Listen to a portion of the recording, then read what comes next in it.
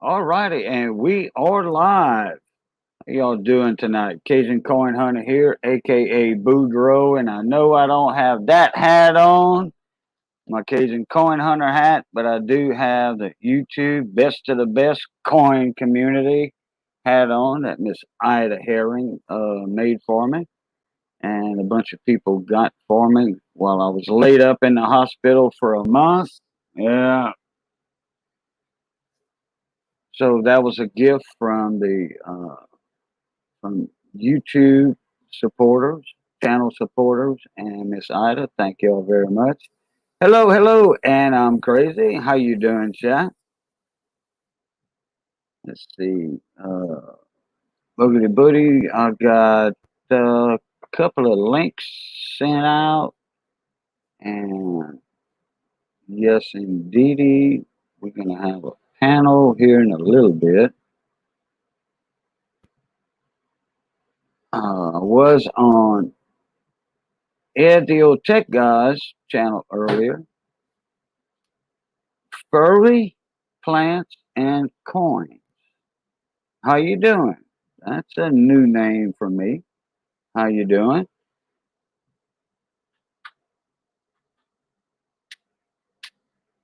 And I do gardening also, so it's me, Tina. Must be Tina Fackler. Am I right on that?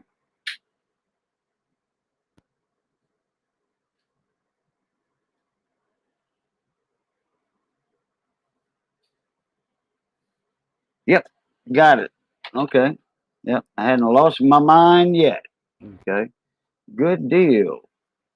Well, welcome, Miss Tina, on your other channel. Glad to have you over here as always. Oh, like I was saying, I was on the Old Tech Guy's channel a while ago. Ed, the Old Tech Guy.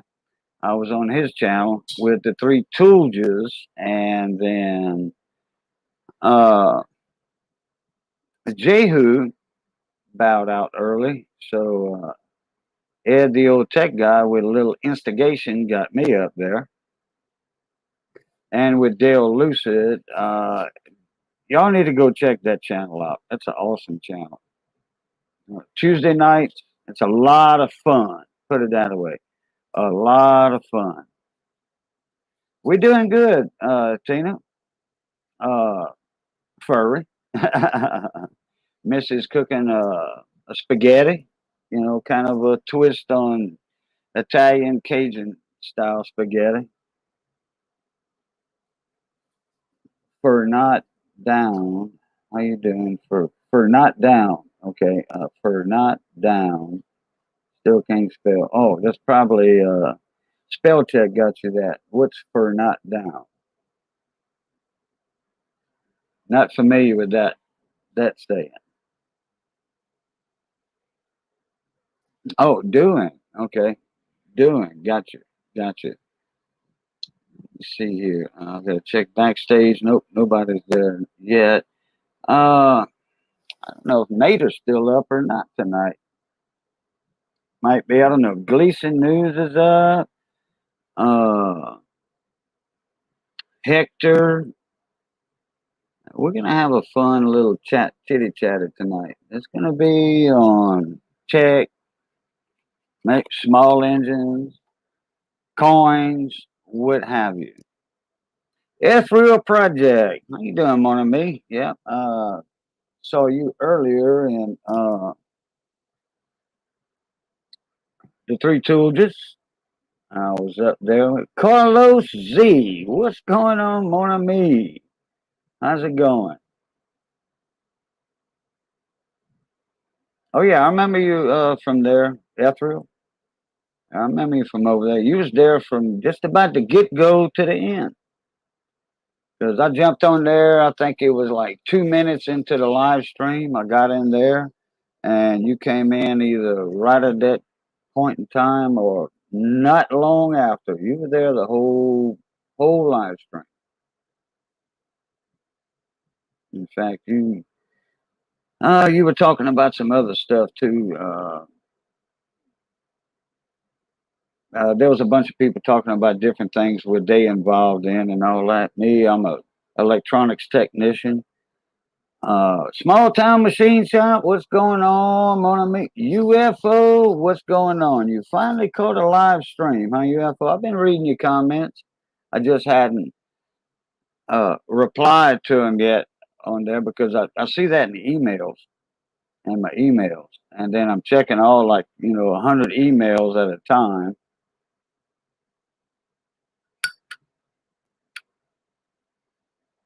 And I always forget to go back to the videos and reply to the comments. But I do read the comments on the videos, the live streams. Yeah, I do read everything. I don't reply to all of them. That would take me 48 hours in one day to do that.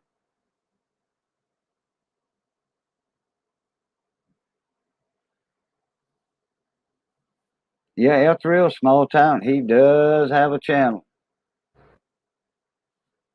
He's got a lot of stuff in that machine shop too.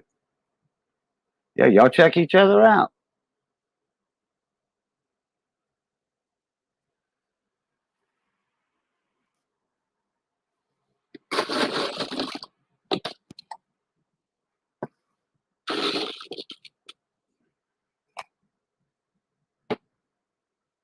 Bye, boys. What's going on, mon ami? Papa Texas is in the house. I'm going to bed, but wanted to stop by and say hi. Well, thank you for dropping in, Papa Texas. I got a couple of guys from Texas coming in here in a couple of minutes, which, Brandon with BS Small Engines. He's over there south of you, a little bit southwest of you. And Mater's Workshop, he's right below you down there in Ennis. Mater's Workshop is in Ennis. UFO said, I set up a refinery for silver purification and recovery. Go ahead, UFO. Cool deal. Papa Texas, I don't know if you made it to Jennings this year or not for the crawfish ball, but boy, I tell you what, Papa Texas, we had some of the most prettiest crawfish this year, and a few videos, live streams, videos that I made this crawfish season. They were huge, big old lobsters. Like I was saying, I don't know if our buddy down there in Jennings did a crawfish ball this year or not. Remember last year, but that's when the dilemma epidemic started and that got shut down.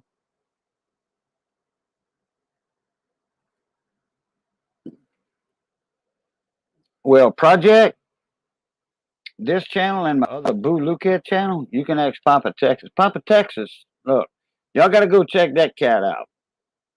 Papa Texas has a awesome, he's got an awesome channel that is like two channels in one. He's got Papa Texas, then he's got Papa's Kitchen. Those two channels are in one. Okay, they meld it together. And let me tell you something. He's got some homemade stuff that he built to cook on, like the discata. The discata. That was awesome, Papa Texas. That was awesome. Y'all need to check out Papa Texas videos. He's right there in North Texas by Dallas up there. And he's got some awesome cooking videos. Brian's Welding Mechanic. What's going on, mon ami? Oh, I didn't know y'all knew each other, Brian. Unless I turned you on to Papa Texas a long time ago. Hey, Brian, let me get you up here, send you a link. Here we go. Boom. Boogity. Boogity. Boogity. I gotta make sure I sent Ed, the old tech guy. Yeah. Okay. All right, I did send him the right link. I thought I sent him a. All right, boom. All right, Brian, check your email. Oh yeah, Brian. Yeah, who doesn't know Papa? Yeah, I didn't know y'all knew each other because before I jumped in on the coin community, on my Cajun Coin Hunter channel. I got a short line to check, and I'll be listening while I chew them. There you go, Bayou boys. All right, not a problem. Papa has a stuffed chicken video coming out Sunday. All right, I want to see that, Papa Texas, because Papa, you know that us Cajuns like boneless stuffed chickens. Boneless stuffed chickens. Yeah, you know that. So I want to check your version out because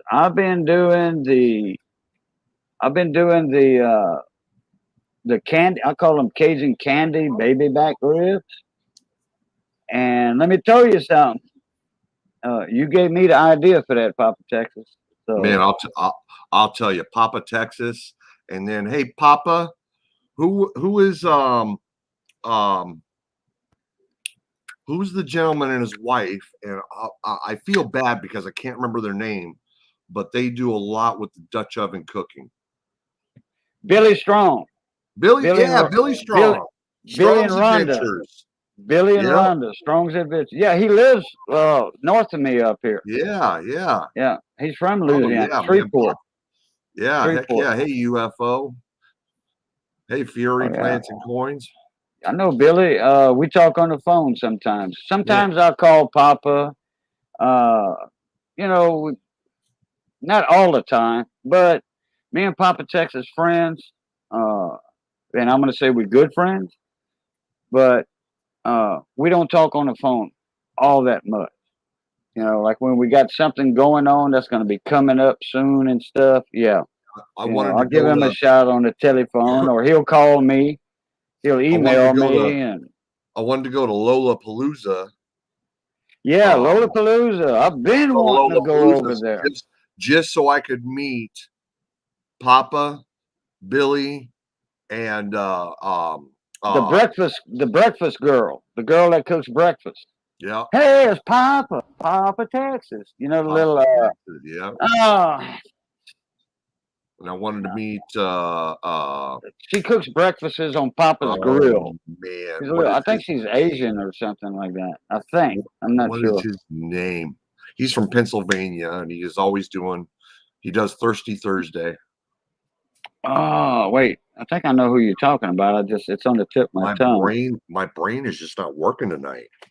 Zeph Bayou. What's up, Zeph? What is his name? Papa will know who I'm talking about. Yeah, from Pennsylvania. Yeah, but there's a good sized crowd at Lollapalooza. Yeah, man. Lola puts on a heck of a gig. Yeah. Oh, Papa's not going this year. Wow. Oh, blind views. Yes, blind views. Blind views. Okay. Yes. Thank you. I gotta refresh in my chat because you saw that before I did. Top chat, back to live chat. Now my chat's going to be refreshed. About every 15 minutes, I have to, everybody that does a live stream, they have to refresh their chat because I've got caught in some auctions already where I was calling it down and I was calling out the name that won that auction bid. And guess what? I wasn't refreshed in my chat. So I refreshed and found out, my bad. And there's Monsieur Hector. I'm hoping to go to. I'm hoping to go to Lollapalooza this year, but I gotta see how things go with the camper and stuff. I gotta get the generator fixed. Jeremy. Here's my little guy. Well, I tell you what, if you go, oh yeah, Cajun, you know it, man. If I go, I'm definitely making a trip to Louisiana. Well, no, I was gonna say, if I have all my little ducks in a row or something, me and Missy will drive up there and meet y'all. And if you have room in the camper, I'll just bunk in with y'all. Oh yeah, absolutely, man, absolutely.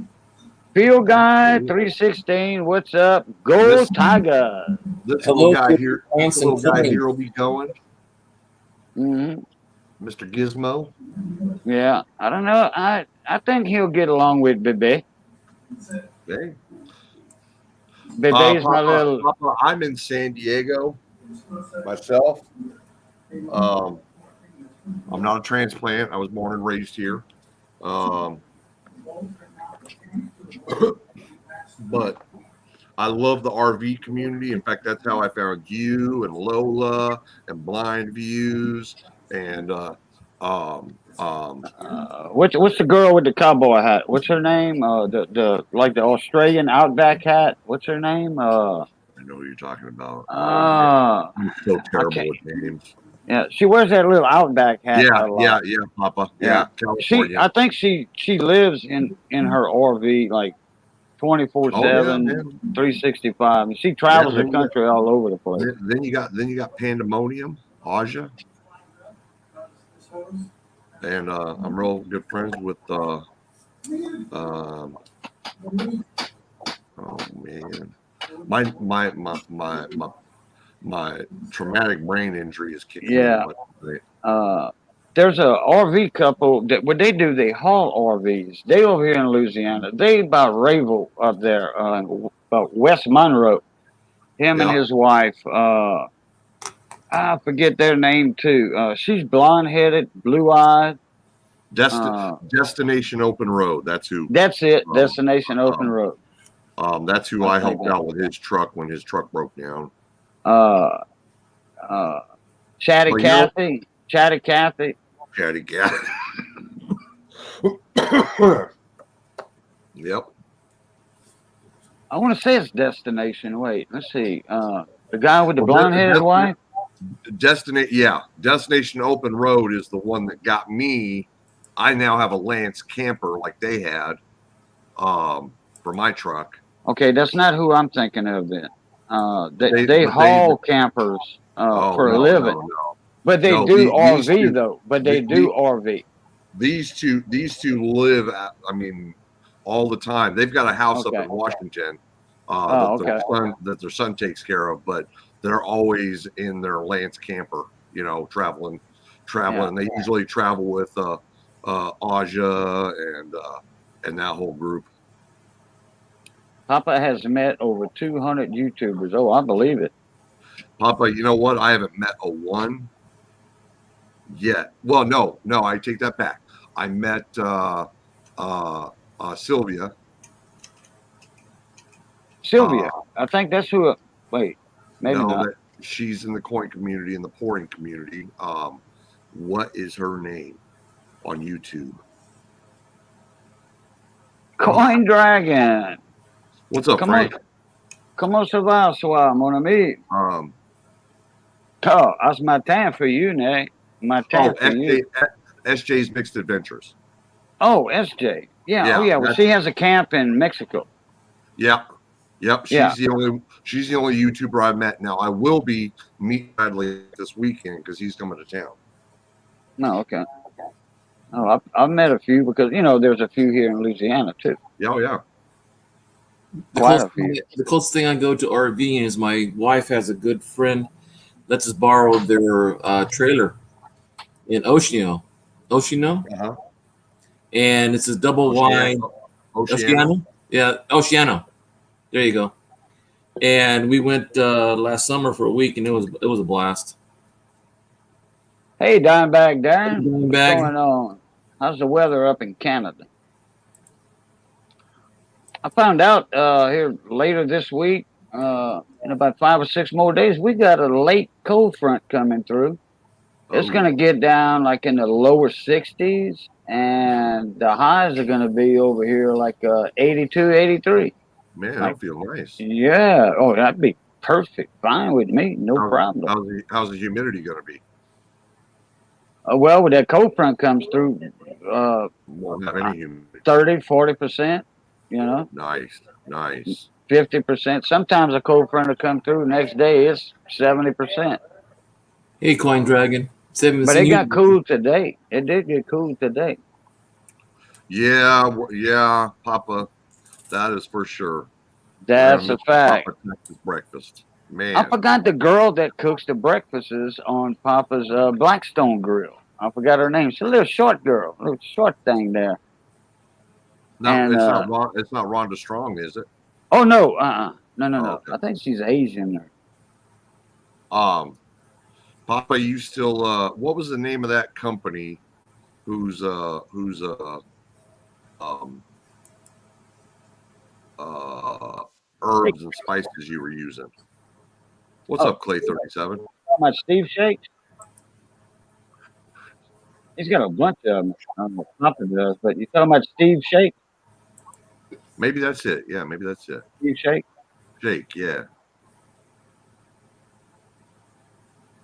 Now Papa did a couple of his videos. He used the seasoning that I sent him, the What's up, K-Bone 710? seasoning, Yeah. the KBON 101.1. You know, the radio station. I'll tell you the seasoning I like is what's Sasher's. Tony Sassery's, yeah. Tony Well, Sashery. but the K-Bone seasoning Uncle is Steve. like that, but it doesn't have a lot of salt like the Tony's got. Not really. I'm gonna look Right. up Uncle Steve Shake right now because I'm gonna order some. Yeah. What's up, 710? All upside down. What's happening, mon ami? You know, you guys talk about those type of rubs. That's what I call them. Yeah, rubs. Yeah. Yeah, Dry rubs. rubs We and stuff. couldn't make our own because we don't really have rubs in our cooking. You know, like I should have put it. You know, you got Pappy's. You know, you have all those ones in California that are a little different than, but they have a lot of salt. Yeah, they Yeah, do.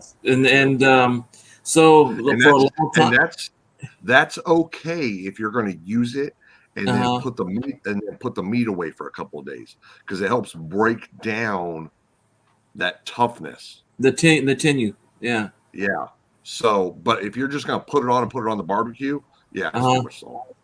Yeah, well, the other But, thing like- too is that I noticed that when I use olive oil, Mhm. you know, as I'm cooking, and then I use that as a rub, sometimes it's a little different, but my family likes it that way. Well, I'm getting ready to fire my smoker back up and start using my smoker again. Oh, so.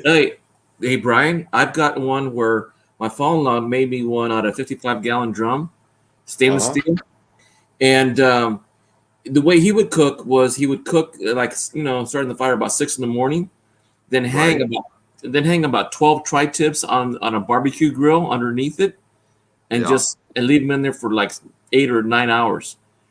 And they had to put them in a basket because when they hung them, they were so tender they would fall. So he had to make a wire basket. Damn it!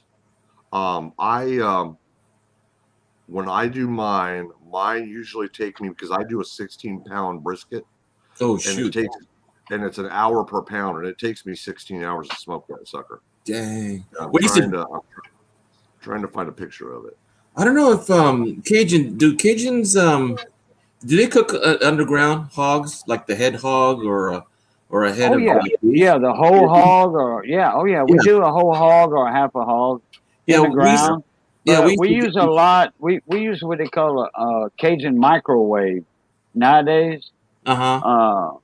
It's a box, huge box, bigger than the pig, and we have a lid that has a well in the lid, and the charcoal and the wood is on the top. In fact, the heat goes down in it. It's like a convection heat. And oh man, 12 hours or something like that. 14-hour cook with a hog in that Cajun Kunas microwave. Oh yeah.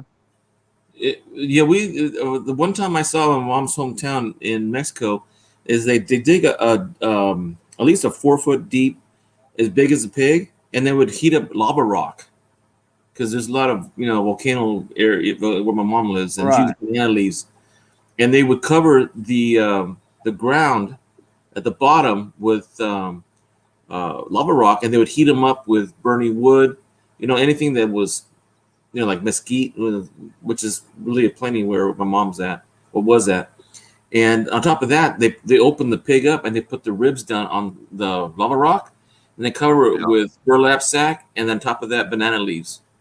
Right. Correct. Correct. And actually, we do have a lot of banana trees in South Louisiana. So, yeah, we use that too in the ground. Yeah. And I tell you what, the meat comes out really, really good. And then they bury it. I forgot to tell you. Then they cover it and bury it.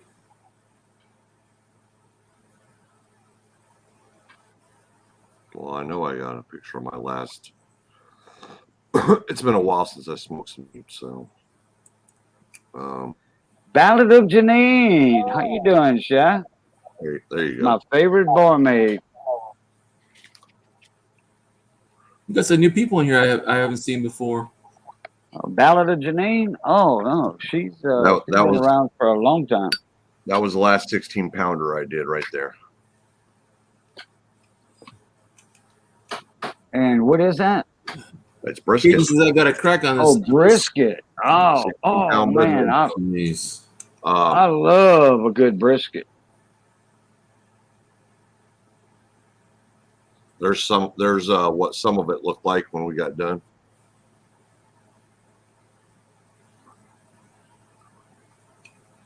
Hold on a sec. Hold on. I'm sending Coin Dragon an email. I got Papa Texas saying, well, he might as well jump up for a little while. Oh, yeah. Oh, boy. Heck yeah. I won some knives, forks, I mean. Like the pork, the meat shredding forks. Yep, you have the bear claws. I forget who I got them from, what company I got them from. Either Marlboro or Skoll or something like that. I forgot. There's just a few cuts off another one. Oh, yeah. Oh, man, I love me a good brisket. Right there, Coin Dragon, is that what you're saying that crack is at? Inside the smoker. Look at how big that piece of meat is compared to that smoker. Yeah. The key to a good brisket is take the fat off, but not all of it. Not all of it. You want that gristle fat. You want that gristle fat off of it, but you want to keep that good fat. Yeah, Coin Dragon noticed the crack in the coin. I didn't notice till right now. And he spotted it out. I don't even think it. That's my smoker there. That's all I use. I got one that exactly like it. Mm-hmm. I think so. Yeah, if it's not that same one, I bought it for I bought it for $60 used. You got to see the guy wanted 100, and I talked him down to 80. And then my wife was there, and he knew my wife from school, and so he said, "Man, I'll give it to you for $60." I was like, "Shit!" I didn't waste no time. Gave him the money and loaded that thing in the truck as quick as I could. I had a buddy of mine deliver mine. He found it on the side of the road. I got one. It had a little hole in the smoker, the firebox next to the grill, welded on the grill. Had a couple of little pinholes, quarter size actually. And guess what? He delivered it. It was on the side of the road. He loaded it, brought it to me because he used to come for barbecues and cookouts all the time. And I fixed it with some sheet metal, non-galvanized.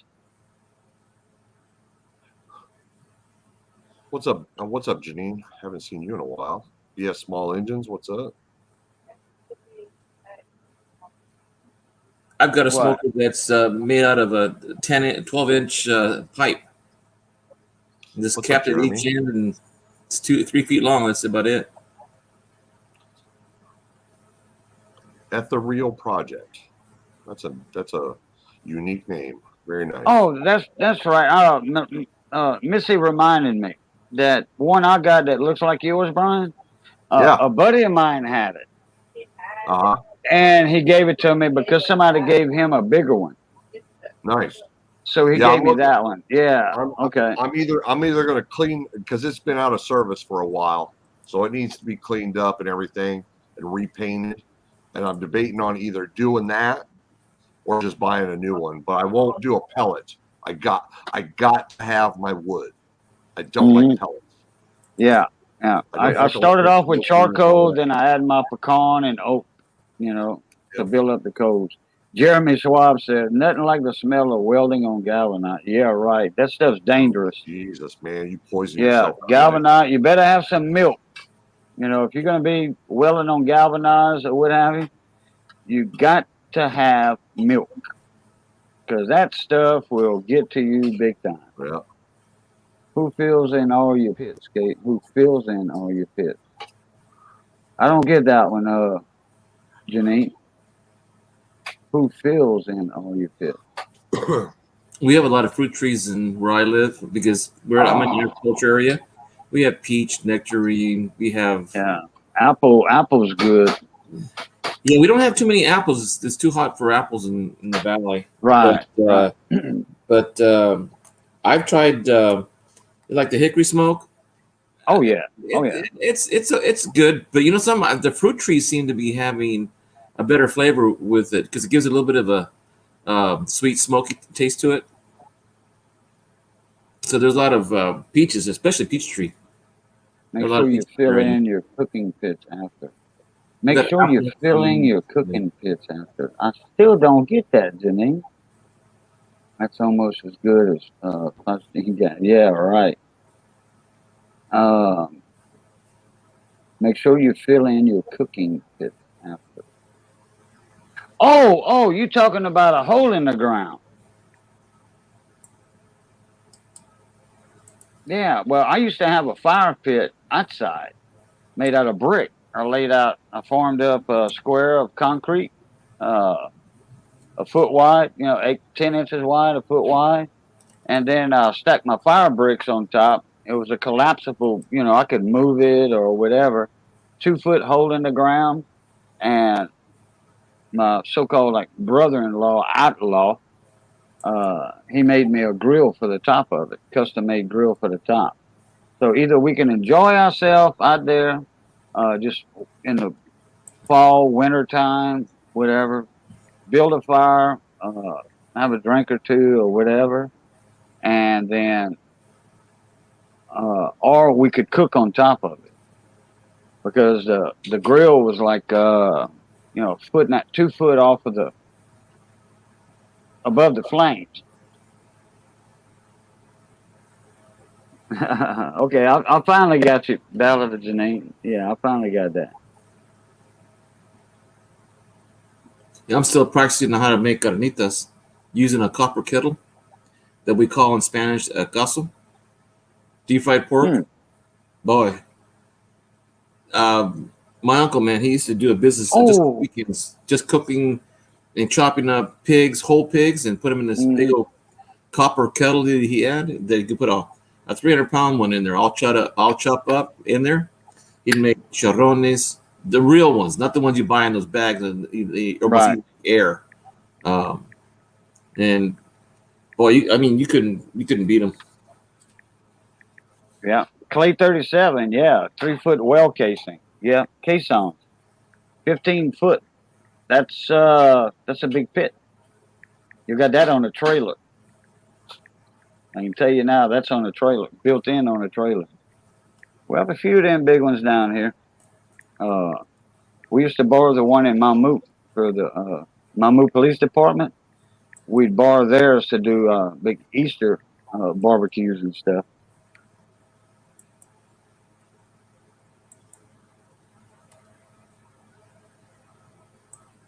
Brian.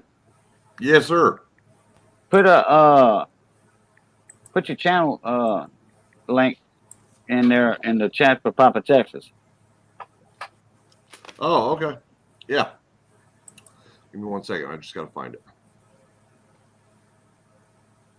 If David Carlisle was here, he'd be on top of that right now. That's my sniper moderator.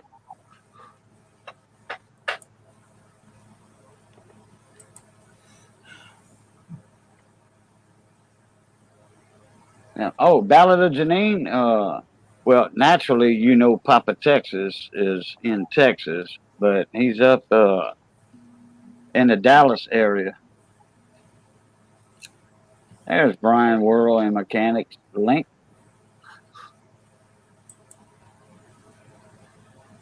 There you go. It's in there. Excuse me.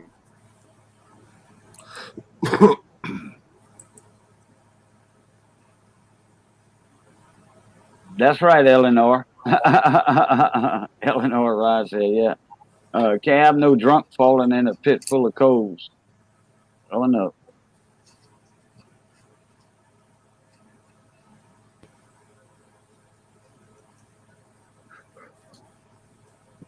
Oh, I did some ribs the other day. If I tell you guys, slab of ribs, okay. baby back ribs. Boy, they came out really. You did them like I do them, or like Papa Texas does them?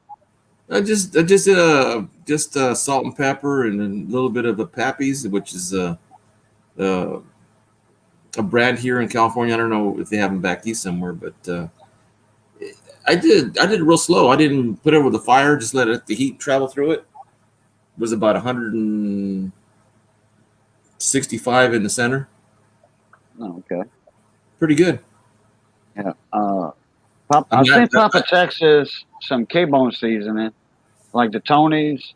Just it wasn't salty, and he threw that on them ribs and some I think some honey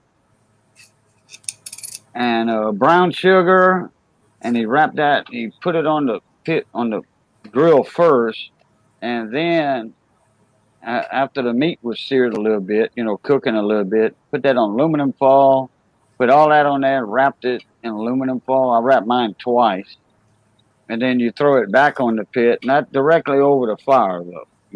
I don't cook nothing directly over the fire unless I'm right there, tending to it.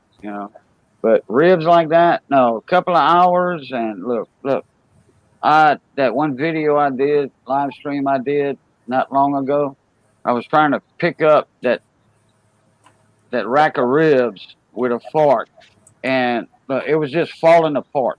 I mean, you hold it up, the bone and the meat would just slide right off the bone. That's how tender that was. I'm doing okay, Janine. I'm doing okay. Thank you for asking.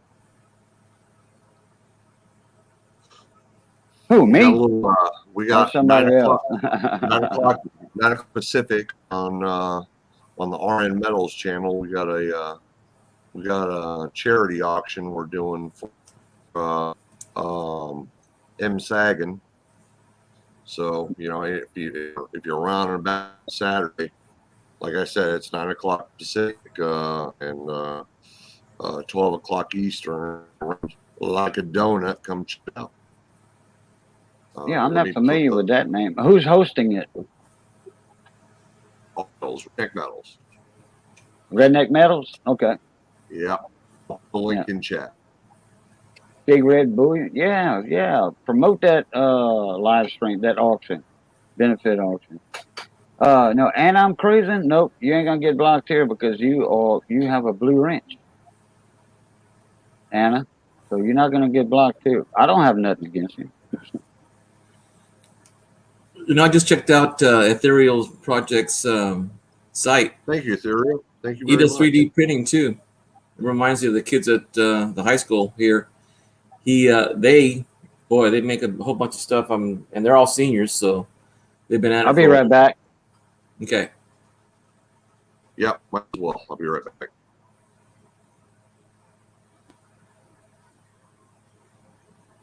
Hey Anna, how you doing?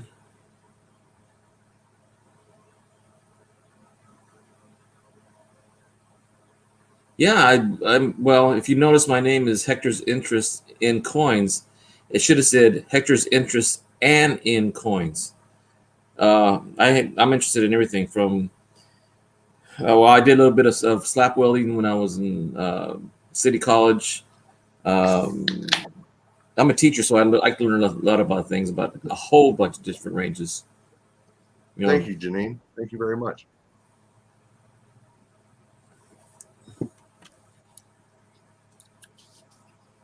So what have you been up to, Brian? Yeah, working on how making. So I've been doing some work around the house and trying to clean it up and everything, and you know. All right, Papa Tech, you take care, bro. You have yourself a good night. And I got Shake's let me see what's Uncle Steve's Uncle shake up Steve, here. hey, So yeah. I'm gonna be looking into his stuff and definitely ordering me some. So tell him I'm on my way. You guys, Ethereal Project and Dimebag Darren Low, you guys all live so far away from me. God, I wish you guys were like the next door neighbor or something. We'd be monkeying around all the time. Have a good night, Papa Texas. Take it easy, bud. Hey, Brandon, check your email. I sent you an email before I even started. Hey, small engines. Okay. I'm heading out soon, too. Been a long, hot day. Another one tomorrow. Jump up in here for a couple of minutes, Brandon.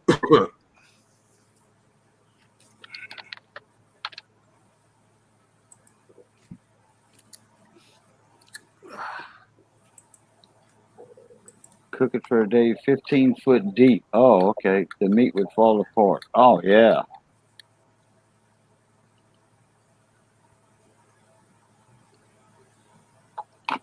Oh yeah, that'd be a blast.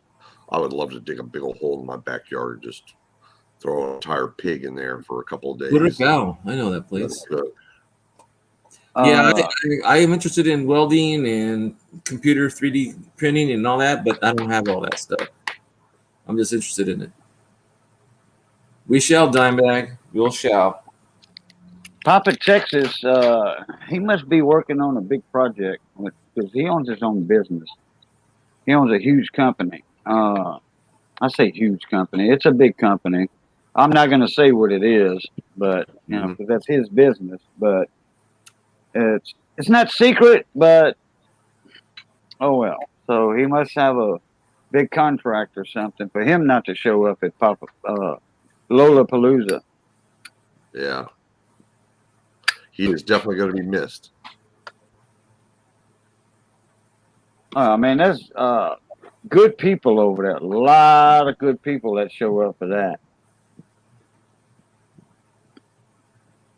Yeah, Blind View surprised here.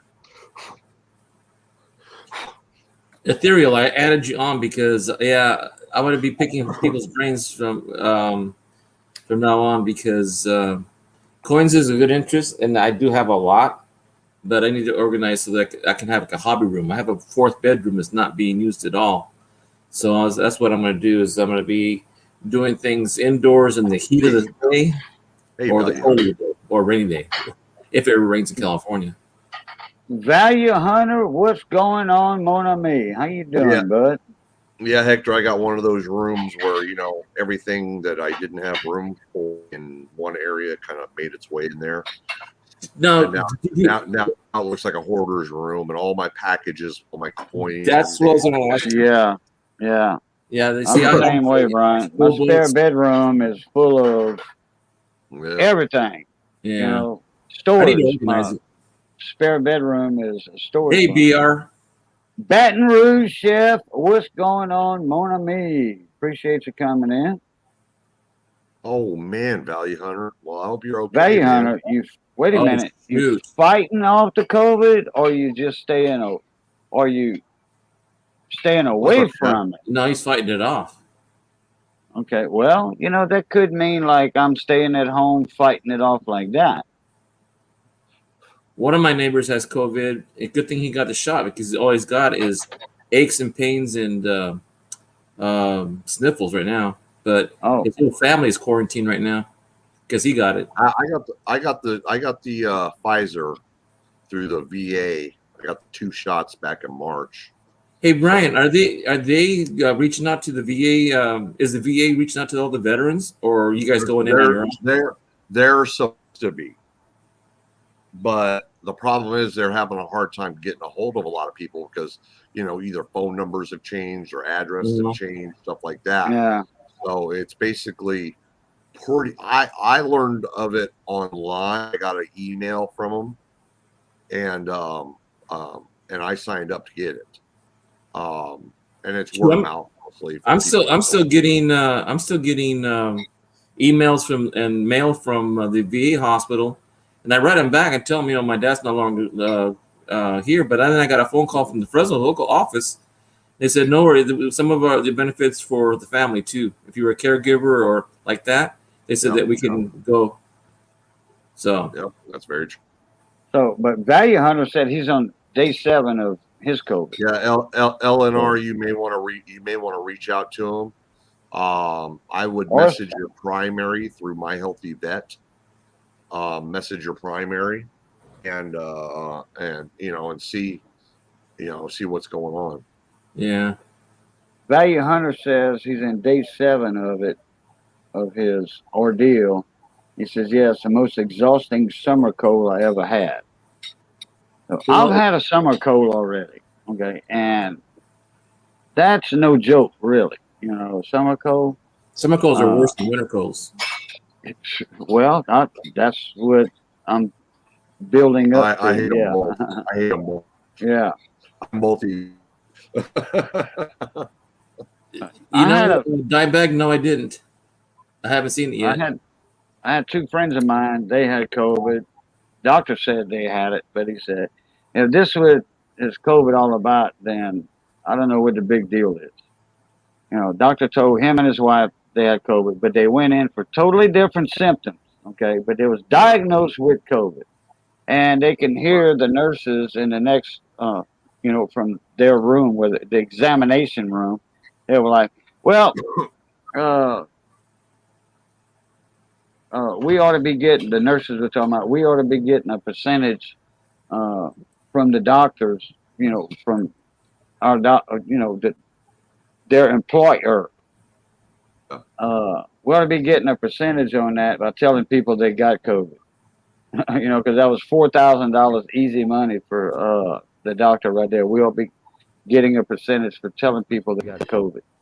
Yeah, because once you diagnose somebody with COVID, the doctor turns it in and they get $2,000. Right. For the test and the vaccination or whatever. A buddy of mine, when they told him, "Oh, you got symptoms of COVID, and we're going to give you a shot," like, I want a penicillin shot. That's all I'm taking is a penicillin shot. So they gave him They gave him a penicillin shot, and they didn't test him. They told him he had it, but they didn't test him. So they were supposed to give him a test, and they didn't.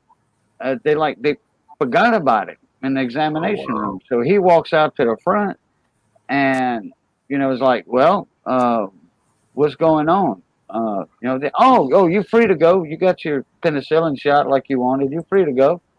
And then when he got home, 2 days later, they said, did you have your COVID test yet? No. And how are you feeling? I'm perfectly fine. But he went in with symptoms of COVID. But he wanted a penicillin shot. And did you hear what happened to Shane? No, what happened? Shane, what is that called? MRSA? Shane got an infection in the leg, and it turned to MRSA in his lungs. He's off the vent. Yeah. He's off the vent now. He was actually on our private chat last night. I mean, he's still looking pretty rough. All right, Brandon. Have a good night, brother. Night, Brandon. Take it easy, brother. See you, BSS. He was on our chat last night. And he wasn't looking too hot, but he wasn't on a ventilator anymore. So, do you know his age? I mean, I'm not sure of his age. I want to say he's 41, but don't hold me to that. Okay. I was going to say 44. I was going to guess 44. I was going to say a lot of people are getting sicker, and they seem younger for some reason.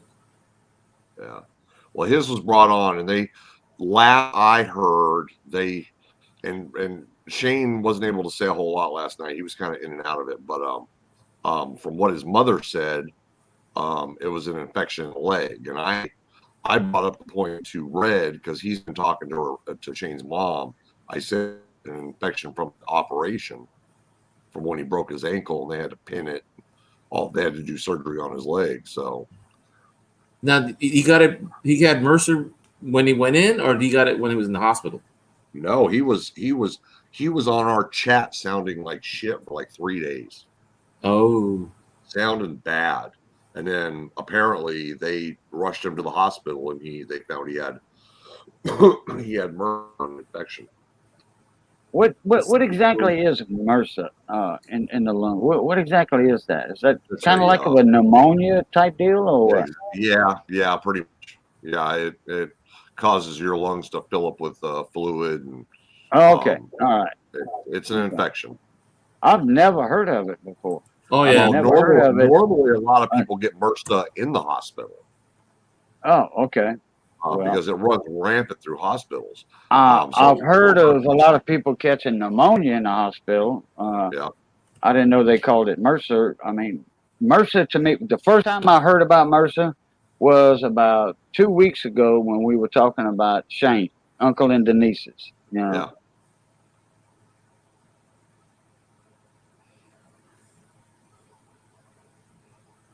Yeah, staph infection, exactly. Staph? MRSA is a staph. Oh, okay. Yeah. Oh boy, I know. I had a buddy of mine. He jumped over his fence, his cow fence, and he landed on his right foot. Landed on a nail, a rusty nail at that. Mm-hmm. And he thought he was up to date on his lockjaw shot, tetanus shot. Yeah. He wasn't, and I think he spent 6 or 7 months with one of those ports, like I had when I was in the hospital. I was showing off them ports, but he had his in the chest area, you know, right. on that main artery somewhere around your chest. Mine was on that main artery, right here, that main artery. And I had a dual port. That's I forget what the real name of it is, but it's a long stent that went from here all the way up my shoulder, but about to the middle of my chest. You know, that's where that stent. It was a stent, so I could be fed them nutrients when I was in the hospital, because a lot of that stuff, the nutrients they give you, you just can't put that in a regular old vein. You know, it's got to go. It's got to go into an artery. Yeah. Yeah, it's got to go in the main artery. It has to stay open and all that. Yeah, when they put my my wife had got put on a medication that compromised her immune system, and she ended up getting pneumonia real bad, to the point where they had to put her on a ventilator and knock her out for over a week. Wow. And she had one of those pips, or whatever they call it, stents put in. It's yeah, you almost had it a bit. I want to say it's a pip or something like that. It's close. It's very close. And it probably had 2 ports sticking out of it. 2 injection ports where they could put regular stuff or the heavy fluids. Okay, my nutritions were steak and potatoes and asparagus. That was my nickname for it, because the nurse said, "Here's your steak and potatoes," and I'm like, "Well, I hope you got some broccoli and asparagus mixed in there." But it was all my nutrients that I needed, because I wasn't eating. You know, you weren't allowed to eat. Portacatheter. That's what they call it, a portacatheter. Well, it's a port for short. There's a PICC line. A PICC line. Yeah, there it is. PICC line. That's it. PICC line. Yeah, that's what I had. PICC. And it had 2 ports coming out of it. And then I had an IV in my left hand, my left arm, right there somewhere. And that came out by itself. Hey, Miss Paula, how you doing? Live coin Q&A's in the house. Hello, Paula Bloom. Are you coming over to visit us? Yeah. Well, we got a good crew in the house tonight. Pretty girl.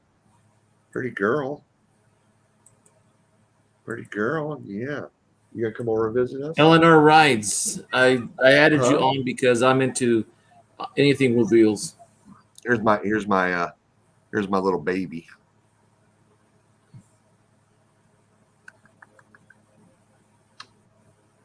This is the one that wouldn't let me touch her for years. You know, my son just took his cat when he moved out to his new house, and the cat was here. He had no problem, but ever since he's moved to the new house, he's been skittish, and every time somebody walks in the door, he runs up to the upstairs house bedrooms. I don't know. She was feral, and my dad. Oh, that's why. And my dad was the only one for years, and so when my dad passed, she wouldn't let anybody pick her up, anybody touch her, nothing. Hey, Andrew. And up until her brother Smokey ran away, she wouldn't let me near her, and now she's coming over and saying hi and meowing at me and all kinds of stuff. So, what's up, Andrew? How are you doing, brother? That's that Port Siamese cat or something like that? I don't know what she is. Oh, okay. She's multicolored. I love her coloration. Oh, she's got a beautiful coloration. But she's I remember we were talking about that one owner cats. A friend of mine's sister had a Siamese that was a one owner cat. Even the mama and daddy could not. That girl's mom and daddy could not even pet that cat. When I was very young, in fact, my mom had them before I was even born. She had 2 Siamese and a Persian. The Persian was a snob. One of the Siamese cats, they were brothers, Yin and Ming, and I can't remember which one was which, but one of them was just the friendliest cat in the world. Loved everybody, got along with everybody. The other one was so antisocial it wasn't even funny. Didn't like anybody. And they came from the same litter. But the Persian was just a complete snob. She thought her stuff didn't stink. Night Value. Yeah, Andrew, let me know. Oh, Value, going to bed? Oh, okay. Well, all right, Value, have a good night. I just sent you an email, Val. Oh, well. Yeah, Andrew, I'm getting I got a roommate coming in, so now I'll have somebody that can take care of the cat when he's home. So now I'll be able to do some travel, and I got to get the camper over to RV place and have them fix up the generator on it, so I have air conditioning and microwave. Oh, you got a couple of ducklings, huh? Very cool. I used to have a possum as a pet. A possum? Yep. How many do you want? I've got. Oh no, I don't know. She was a rare one. She fell off her mom, and when we owned the house next door and we were renting it out, one of the renters found her in the backyard and heard her making a bunch of noise, basically like squelching. Let me see if I can find a picture of her. We have one that walks since we have fences between all the houses that encloses the yard in the back. We have this, we call it the King Kong of possums. This sucker is huge. And the dogs go crazy when the when the possum's walking the fence, they tear at it. One time, one of my neighbors saw it on the behind her. She didn't realize that there was a possum walking on the fence behind her, so she pushes it off of the fence into the dog yard. Oh man, talk about barking and going crazy, and that possum making that awful sound. Oh yeah. It was crazy. It's almost crazy. Like a scream, but it's a hiss, hiss scream. People eat them. I mean, we have neighbors over here that eat them. How you doing, Miss Paula? Hello, Miss Paula. Hello, Hector. Hi, Cajun. Hey, Brian. Hey, I'm you. good. How are you doing? I'm tired, man. Uh-oh. I was at the hospital with my daughter last night. What happened? Oh, she's pregnant. Oh, you became a grandma? Yeah. She was just having false labor and what do they call those? Braxton Hicks? Braxton Hicks, yeah. I mean, she is dilating, and she saw the doctor today, but she didn't listen to mom. I'm like, oh, honey, it's your first child. Lay down, you'll be fine. Aw, kitties! Oh my gosh! Yeah. So Smokey, the Russian blue on the left, he's gone now. He ran away. Oh. So the one I was just holding is the other one that's behind him. And until when he left, she started coming around to me. Before that, forget it. Oh my gosh, how funny, Andrew. Yeah, she's I knew it was going to be a quick in and out trip, but it made her feel better, and her husband's out of town, so she's scared. A little bit, yeah, she's scared. So I can tell you a story. I picked her up and took her there anyway. So it made her feel comfortable, at least. Yeah. I have a story for you. That's an ugly cat. Yeah, that's my that was my pet possum. Oh my gosh, you had a pet possum? Uh-huh. Wow, aren't they mean? No, not at all. She was beautiful. I mean, the people that were renting the house next door, their relatives would come over, the kids, and the kids would just insist upon me bringing over Gidget. That was her name, Gidget. And she would stay on my shoulder. She wouldn't let anybody hold her. But they could pet her and see her up close and all that. It was really, educational. Yeah, funny. I used to have a pet coon. It broke my heart when she passed. I mean, aww. The pet raccoon I had, that was, we got it from the wild when it was a baby. That was her when I found her. That was her when they found her. Oh, my baby, goodness. yeah. She fell off her mom's back in the backyard. Oh. And then trying to see if I got a better picture of her. Those are great if you have ticks in your yard. There you go. Here she's sleeping. They'll eat up those ticks. Aw. Oh, she was great fun. I mean, it was definitely how long did you live? I had her for 8 years. 8 years, okay. Is that like that? For in captivity, that's not bad.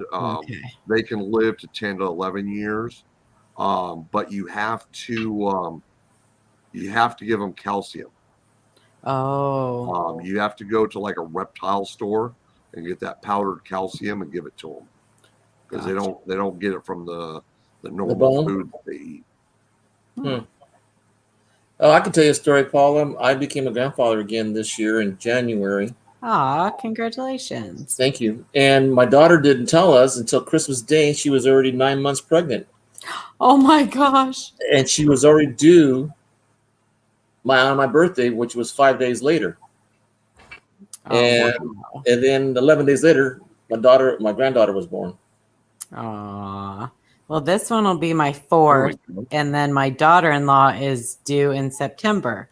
So I'll have a new one in August and a new one in September. So, wow, Brian, that's amazing. Yeah, she was a wonderful girl. She was just, they are a marsupial. She had the little pouch in her belly, where the little babies are at and all that. The little sack, yeah. Did she ever have a litter? No, I didn't have a male that I trusted because the males can get rather aggressive with the females. Mm-hmm. I didn't have, what's up, Alex Conway? I didn't have a male around other than the wild ones, and I didn't want her getting tore up. So. Oh yeah. Oh, Andrew, I feel you, man. I babysit my grandkids all the time. Especially now with my daughter-in-law pregnant, if she wants to go grocery shopping or anything like that, it's just easier for her to bring the kids to me. So I have a 2-year-old, a 6-year-old, and an 11-year-old. Huh? Is this our first child? This is my daughter's first child. This is my daughter-in-law's fourth. Okay. Yeah. I hate to say this, but I haven't had any more fun with my grandkids than I had with my kids. Even though I enjoy my I am too. I don't know what it is. That's because you can just hand them right off and go, here you go. Yep. Actually, we go out of our way to go because my daughter lives 15 minutes from us, 20 minutes on a real busy day with the highway. But we go pick them up at least every week for 3 or 4 days, or we skip a week and then we go pick them up again. But we have one, the middle child. Her name's Khaleesi, and her middle name's after my mom's name, and she wears us out worse than the other two. Mm-hmm. Unbelievable. That girl's got energy like you wouldn't believe. Yeah, that's how my 2-year-old granddaughter is. She just she's cute also. What it was like to have all that energy. Man, what I would give to have that back. Oh, me too. Me too. It is fun though, because I think it's because when you're raising your kids, you're working. Yeah, it's a job, and when you're with your grandkids, it's just you're trying to pay for a home, and you're paying all the bills, and you're dealing with work, and sometimes you have overtime. And for me, it was going to school and going to work. By the time the grandkids come along, the house is paid for, and stuff like that. It's a whole different less stress. Yeah, it's a lot of fun. So. Here's the other thing too: is this is what I think grandparents said. How to be a parent with your grandkids. With your kids, you've already been through it. You've already. That's true. You've already, done it. You're a pro by that time. Money Maniacs is in the house. What's up, Monsieur Money? Really? Hi, everybody. Hello. How's it going? Brian, Paula, Hector, Cajun, how are you guys? Hey. Doing good, Money. Good to see you up and about over there. Well, it's only 10 o'clock your time anyway. Yeah, me and Brian on the same time. Good. Me too. Me too. Cajun's the oddball. Yep. Cajun's the odd man out. I'm in Bayou time. What's it? What's it there? Cajun 12 now? Yep. Straight up 12. Yeah, something, Andrew, that's true. I'm teaching my daughter how to deal with the children. I mean, I teach a class of 30 or 35 kids in a classroom 5 times a day, and get them in the mood to learn and keep them calm and keep them focused. That's a job in itself. How did you do with the whole COVID thing and the shutdown? Did you not good? It was remote. It had to go remote. Did you do it remote? Yeah. You were teaching remote? Okay. Yeah, because a lot of our kids have grandparents living with the parents. Yeah. How did that work out for you? Did you like it? Was it? I didn't. I mean, I'm used to being on the computer and going on Zoom and all that. And I had, and the kids, I knew, it was. How should I put this? It wasn't the ideal situation, but was best for what it could be. But I can tell you right now, being in class is a whole heck of a lot better. Good. Okay. My grandsons hated it. Yeah, most kids don't like it. No. Yeah, most people I talked to, their kids were falling asleep during the class. Oh, it was so hard on them. No. But now I hope this is my expectations this fall, that the kids will be more applicable to the classroom setting, more appreciative of being more appreciative, and the parents knows what we go through. If they can't keep 3 kids in line at their own home with their rules, can you imagine what it's like to have 30 kids with different rules from different parents, and you have to homogenize them into a classroom? Yeah. Yeah. Wow. Yeah, that's one thing I loved about my wife. She was great. She was great with kinder and up, and she really knew how to get those kids involved and attentive, and You know, I could never do it. I applaud you, Hector. I applaud my wife, my late wife. Sure. You know, everybody that did that kind of work and dealt with that many different personalities at one time. I just wow, yeah. Well, You know, when I couldn't do it. No way. No, I went to I don't think school- it. You know, sometimes it was hard enough in the military dealing with all the different personalities. Mhm. that's what I was Those going to ask you. those Since were you and adults. Paul have been in the military, I would think it would be the same thing as a drill instructor or a sergeant or a Kids guy head of a always- company to keep everybody in thing line. The thing is you can't keep kids in line like you can keep adults in Right. line Yeah, when that's they're true. in the military. You know, when they're in the military, you know, they're up against NJPs. You know, they can go to a court martial for not following orders. Yeah. Where you can't do that to kids. You know, it's not the Well, same. You When know, I went in my days when I went to school, we had such a thing as called kids capital punishment. Oh yeah, Okay. I did too when I was growing up. Yep. And it was called a wooden stick Yep. about 2.5 foot long, about 6 inches wide, Mhm. and it had holes in them to let the steam out when they would paddle your Behind. Yep. ash to let the steam out because that behind got red. And a lot of times, I got whipped in school. Okay, I got Yeah, I did paddled in too. school with a wooden paddle, and I'm like, and they tend to hit one butt cheek, like your left butt cheek, 3 times. I'm like, man, that left butt cheek is so. It's like, look, can I get like 1 lick or 2 licks on the right butt cheek to even Right. this hurt out? Can you spread the wealth a little bit here? Yeah. I mean, I'm serious. I got paddled in school a couple of times. Me and fighting. Like kids do when 7, 8 years old. Dude, I got paddled in school, and then I would come home and get my ass whooped. Mhm. oh yeah, No, hey, no, I didn't get a whipping when I got home. My dad, Oh, I did. dad said, I did too. "Did you best him? Did you get the upper hand?" Yeah, okay. If I lost that fight, then I got a whipping from my daddy. And then the principal, when I walked in there, he was like, "Okay, you getting 3 licks for fighting. Then you're gonna get 2 licks for your language." Because me and my cousin was cussing. Okay, Mhm. It was my cousin actually, and he's my best friend nowadays. But you know how that goes.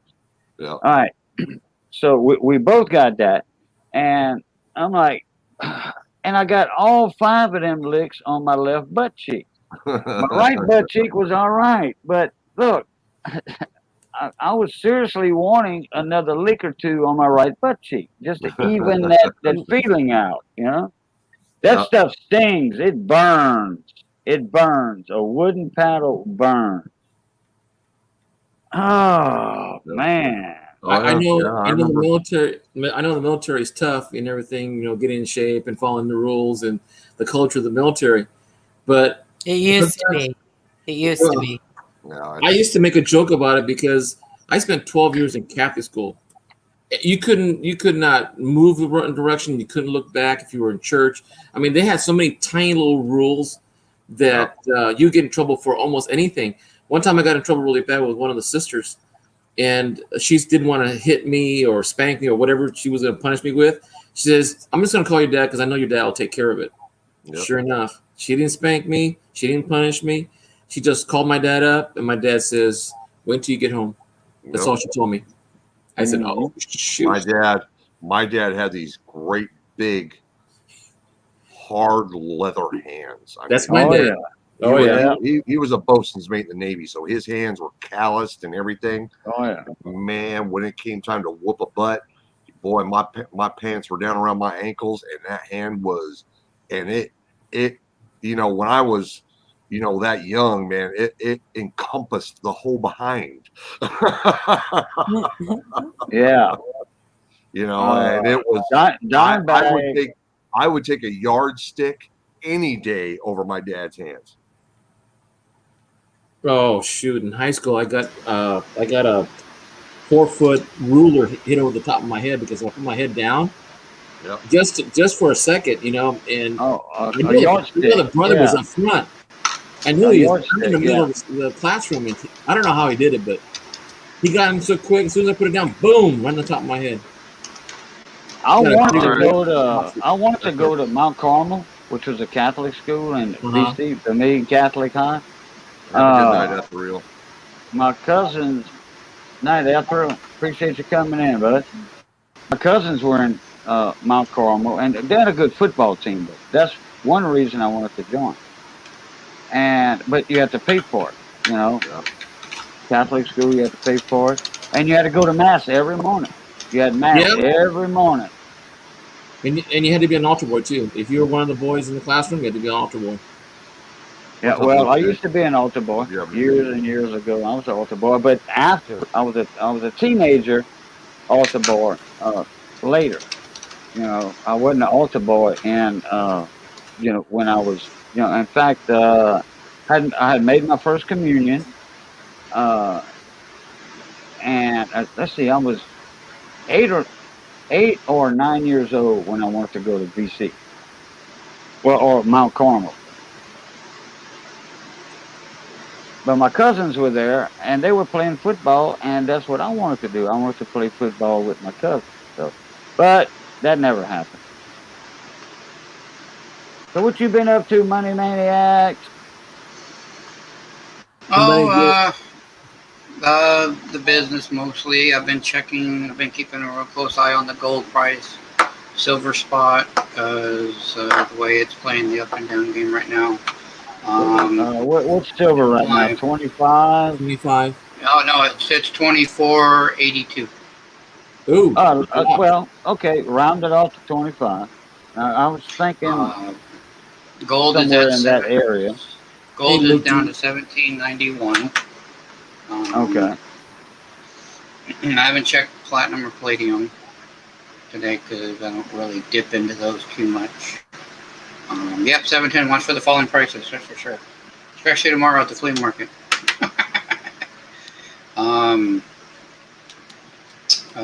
Other than that, I've got some PCGS submissions that are getting ready to ship back to me that they've had for about a month now. They've got 10 submissions that I've got coming back, and then I just sent some more off 2 days ago, so I have another batch getting to them here in a couple of days. Well, no, that's about it. Just kind of laying low around the house. And Hey, Bradley. Whoa. Nice. Bradley High with the super chat. Boom. What's up, Uncle Bradley, with a $10 super sticker? Thank you, sir. Appreciate that, Uncle Bradley. My nonk. That's my nonky right there. No, when you dig in, Sure. Andrew, it's all free money. That's right. Except for your labor. That's right. 710. Andrew, I don't know about you, but I buy in your town. Because one of my LCSs is Andrew's LCS. And where I buy, I'm getting Silver Eagles now for $29. I'm able to get generics for about 26. So at least around here and in my town, they're finally coming down. 710. I can't speak for California or the Midwest or the East Coast at all, but I think it just kind of depends on your dealer and who's got what and what they want to move because they might have sat on it too long or something like that. But I don't play the up and down game too much. I buy low, I sell low. I buy high, I sell high. That's how I do it. I don't buy it then sit on it and hope to God in 3 months I'm going to make a big profit. If that's what you're into it for, then don't get into it. Don't get into Sometimes you got to hold on to that silver till it goes up again. I've seen it happen many times. Who's Andrew Bodine? Andrew. Who's Andrew Bodine? Oh, he was Andrew Bodine passed away. Yeah. He was the one, the crazy travel guy on was it Travel Channel or Discovery? I think it was Travel Channel. No, he was Andrew a Bodine. business owner. He was a business No, owner here in San Diego. you're thinking of I'm thinking of Andrew Bodine. or you're thinking of Bodine Bourdain. lived here in San Diego. He owned a laundromat. Oh, He was a business owner here, and he was a very good family friend of Bradley Heights. Oh, Bradley, I'm so and sorry. He passed away suddenly. So tomorrow, Bradley will be here in San Diego. Oh, Nice. He'll That's be at bad. his house and stuff. are you gonna see him, Brian? Yeah. We're gonna get together. Oh, nice. He was gonna stay here. He was your godfather, Bradley. I'm so sorry. He was gonna stay here, but then his crew increased in size, so they're gonna stay at Hotel Circle. Oh, that just stinks. Yeah, that name doesn't ring a bell to me.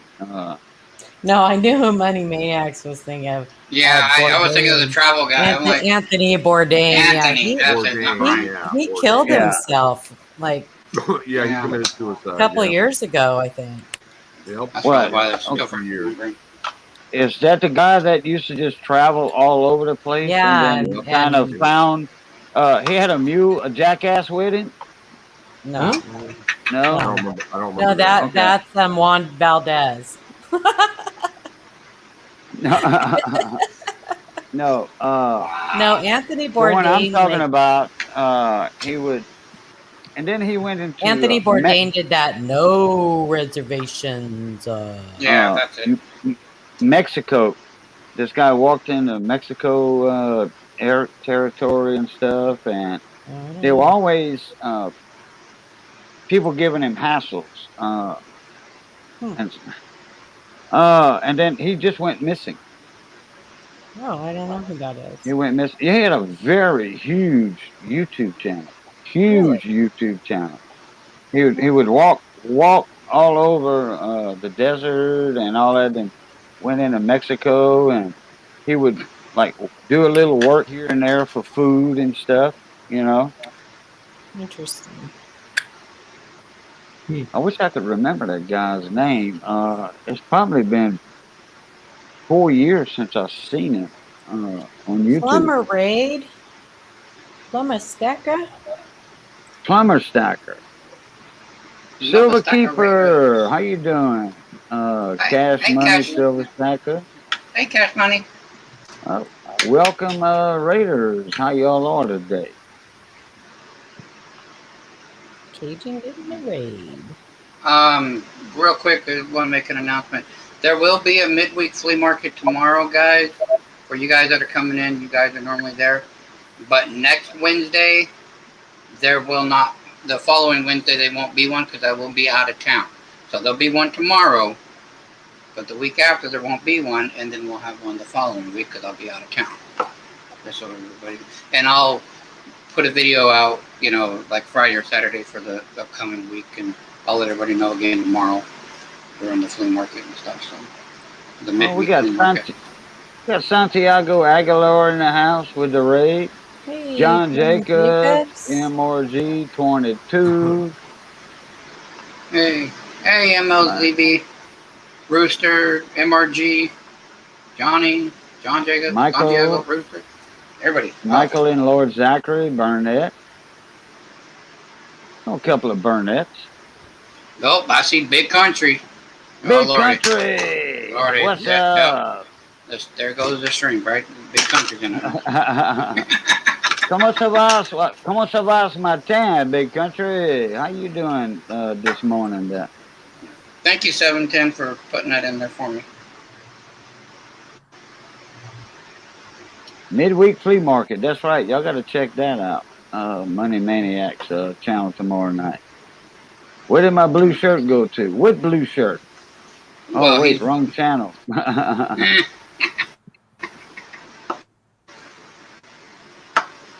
Yeah, well, no, this is light blue. I don't know, sky blue. Yeah, that's my K-Bone shirt, which I always wear K-Bone shirts.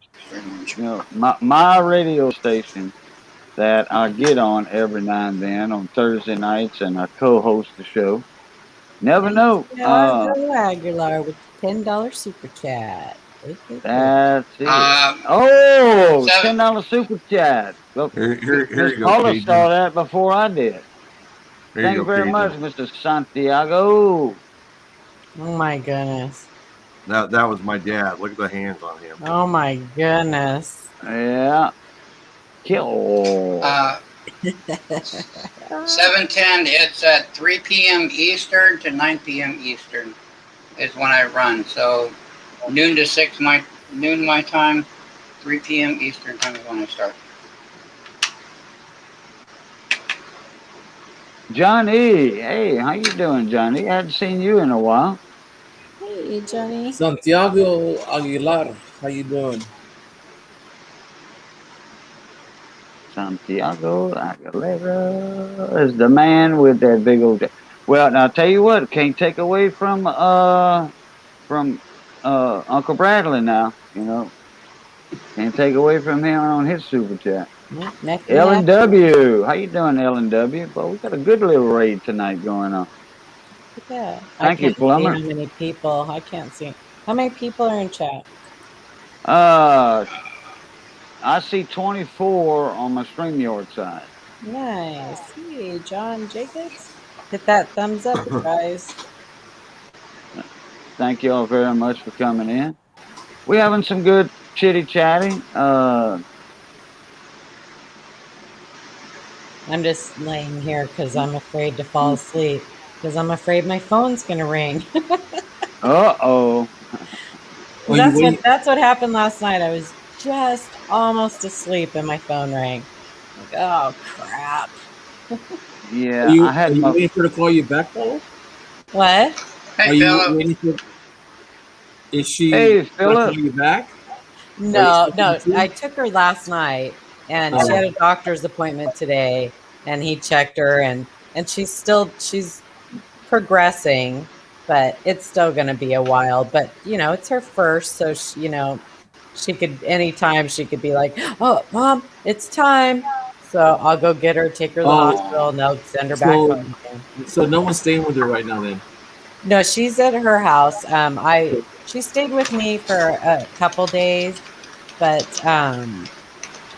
the doctor told her that this was like last week. And the doctor said, "Oh, you're still a ways away," and so she went back home. But she called me last night, so I'm waiting to. The doctor told her today after he checked her. He said, "Now this will probably make you have some more contractions, but it'll be fine." But yeah, she's just scared. Her husband will be home. He takes his CBL test in the morning tomorrow. And then Thursday and Friday are just free days. So if he needs to come home, he's done with all of his schooling. So, Paula, if you don't mind me asking, how far along is she? she's almost 38 weeks. So she could pop anytime. Hey, Matt Stacker. What's happening? Matt Stacker, you hit 1,000 subs today? What? He hit it again. Again, he did it on his Matter Stacker channel. He has 2. Oh, I got you. Okay.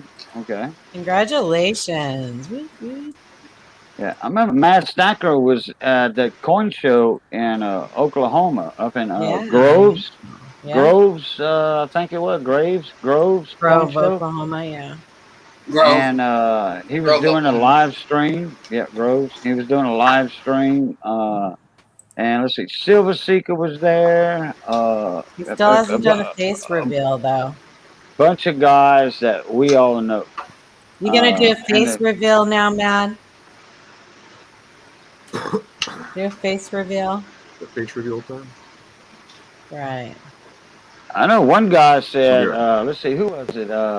Mike Hodges said, if my Boo Luket channel, my other channel, right here, Boo Luket, if that gets to 1,000 subs by Saturday, he's going to shave his left eyebrow. Oh my God. Yeah, live. What for? Live. So Let's be in the club. You still have your Cooking with Cajun channel too, Cajun? Yeah, I do, but I hadn't been paying attention to it that much. I've got a couple of cooking aprons and stuff from Miss Ida Herring, and I do need to start putting videos on what's cooking with Cajun instead of my Cajun Coin Hunter channel. You know? Speaking of Ida Herring, we need to get that girl to 1,000. Yeah. There's no reason that she shouldn't be already at 1,000. I thought she already Well, was. you know what? And No. that's the truth. No, that's the truth. As right much as there. she does for everybody in the community. Like I've had her for it doesn't years. matter if they have never been to her channel. If she hears that there's somebody in the community that needs help with something or whatever, she's like the first person to jump over there and help them. So, I mean, she genuinely has a kind, giving, pure heart. That's She a has fact. like there's she has no ulterior motives, nothing. It's simply kindness that motivates her. Right. Yeah. So And she's just all around sweet person. she is amazing. Ida is the best of the best. Oh, let me move that tag out the way. I mean, I'm a little biased because she's one of my best friends, but whatever. Well, it's true. She is. It is. If there was the best of the best in this coin community, it would be Miss Ida, and not a question. Yeah. No. And that So hat somebody, right there. if somebody in the chat could throw her link in the chat, I would appreciate it. And that hat right there proves it. You know, Miss Ida made that hat. I'm gonna let you all. I'm gonna let Seven Spin do that for her, because he gets those links before I can get them. Yeah, she's on every morning at the butt crack of dawn, especially if you live if you're in Pacific time. She's on. I'm never there. She's on East Coast time. But even if you never can make it to her streams, go give her a sub because she deserves it. Yeah. Leave a comment. Make sure you leave a comment somewhere. Yeah. Correct. She's amazing. Comment, hit the like button. Help her That out. lady doesn't have a mean bone in her body. That's right. If she does, I have never seen it. Ever. No, she doesn't. And I have seen some times where she could have brought it out, and she just, it's okay. Right. Don't worry about it. I'm just like, what? Seriously? Right. Okay. And I'm crazy is still lurking with those eyes. Yeah. And as always. Oh, she always did, around. John Jacobs? Awesome. Let me see if I can go get that. Go to Ida Quilt. Yeah, we got it up here. Cool deal, John. There we go. Oh, right there she is. Click on her. All right, we got the copy. Bring this up. All right. There's Miss Ida's link right there, guys. Thanks. Thank you, very Money. much. Thank you, Money. hey, Cajun, did Ohio change his channel name? You talking about Dallas? our little buddy Dallas? Yeah. Yeah, he came in on one of my live streams. I want to say 2 weeks ago or something like that. I was there. I was on your yeah. He had a different channel name. I forgot what it was. Who's this? Nope, taking his money. Little Dallas, Coin Collector, Ohio. Oh. It's not Dallas Lancaster, is it? No, Dallas. He's up in Ohio. Yeah, Coin Collector, Ohio. Yeah, thank you. Yeah, okay. Yeah, duh. Senior moment. He was a young kid back then. He was like 15, but he's 18 years old right now. He's one of the first people that I met. Well, besides you, Cajun, and Rich Cali, he's one of the first people, I bet, online. Yeah. I kind of helped him get his channel up and running too. But, you know, he was live with me on live streams. I remember our chats we used to have on trays, Hector. Yeah, I know. I remember. Yeah, Trey. We Yeah, used to get yeah, pretty serious. yeah. He ought to be getting close to 18 now. Well, Sorry, I'm Already eating. 18. I'm eating. He food. was adjusting to adulthood, trying to be, grow up too soon, too fast. He didn't like school at the time. Oh, when he was 12, going on 30. Yeah, Yeah. exactly. Well, No, he's got quite the little business going on for himself now. yeah. You know his new coin? Is it a coin channel? Or what is it, Cajun? I forgot what. Numismatic picker. What was that again? Numismatic picker, or nose picker, as I like to call it. Yeah, but I think Hector's talking about Dallas, Coin Collector, Ohio. If I I'm thought not he was talking about mistaken, Trey. now. If I'm not mistaken. Oh yeah, we called him what? CCO, Coin Collector Ohio. Yeah. Yeah, we called him Right. CCO. CCO. So what's his Correct. channel now? I forgot. He showed up Thank you, in one of my Fleabag. live streams. Sorry, real quick. Thank you, Fleabag. That's why I put that link in there. I think we can get Miss Ida definitely close to 800 before the night's over. If we can get this done. Go ahead. Sorry, Casey. Yeah, and share her link out to your other social medias and other channels that you're in, because you won't be sorry. She does so much for everybody, and it's a fun Everybody. morning. She's on most Mondays through Fridays in the morning, early. And people just go in there and have their morning coffee, and just you never know what the topic's going to be. The other morning we were talking about adult diapers and STDs in nursing homes, so it could be anything.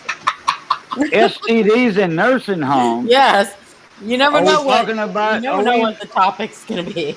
Are we talking guys about have the heard same of- STD as I think so. Mhm. young people? Oh boy, STDs in nursing homes. Wow. What? It's a problem. It's a problem. I did not know that. It is. Oh no, it's It a is. You got to huge. keep your eye I on used them. You need to tell I me used to those work in a- older people. I used to work in a nursing home. It's Huge almost problem. bigger than the opiate crisis. It's like, Mhm. oh my god, Wow. yeah, Mhm. it's stupid crazy what those people do in there. And Well, they're adults, that's, but I can't imagine they have the energy still to do that stuff. Okay. Okay. oh, Y'all talking about the nursing homes and stuff with STDs or whatever. Uh-huh. Well, they ought to hand them out some Trojans, condoms. they do. Oh, they Because- wouldn't know what to do with it. Now, the Olympics, that are happening right now. Okay. The Olympic Committee handed out 40 Trojan or whatever brand name they want to call them, prophylactic condoms, 40 per person that was there competing. Like, man, how are you going to have that much stuff going on when all these competitors are in a dorm style with cardboard beds? Okay, they made these beds, these special bunk beds and stuff for the competitors to sleep in this huge dorm room. They made them so they wouldn't do that. Okay, but there's a lot of people that have self-respect for themselves. Like, this one gymnastic girl said, I don't need 40 condoms, prophylactic condoms. I'm sorry, because I don't do that kind of stuff. And then there's this one male guy that says, prophylactic condoms. Yeah, I'm going to put a helmet on that soldier before I throw him in the battle, But no, all of that stuff don't go around like that in the Olympics, But they did give out 40 condoms per competitor in the Olympics, staying in them dorm rooms. Well, That don't make no sense. Look at where they're at. I mean, you never know what kind of virus or something might be going around over there. Just saying. Yeah, but if I gotta go pee or whatever, I don't want to put on one of them pee in it then throw it in the toilet.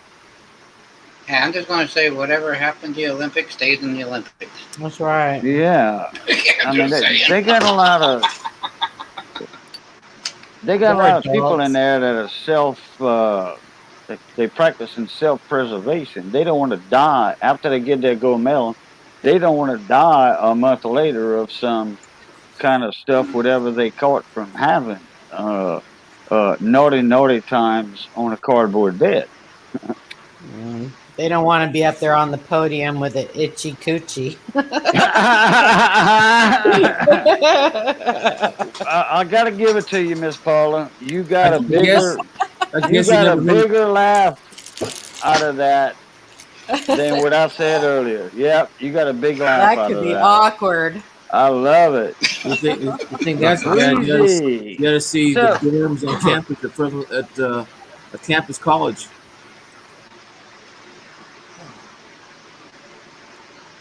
Breezy's Bike Shop. How you doing, mon ami? Okay, what you were saying, Hector? What campus college? Yeah, College? the co-ed universities and colleges. That's pretty bad, especially the freshman sophomore era. Seniors get it. It's all practice.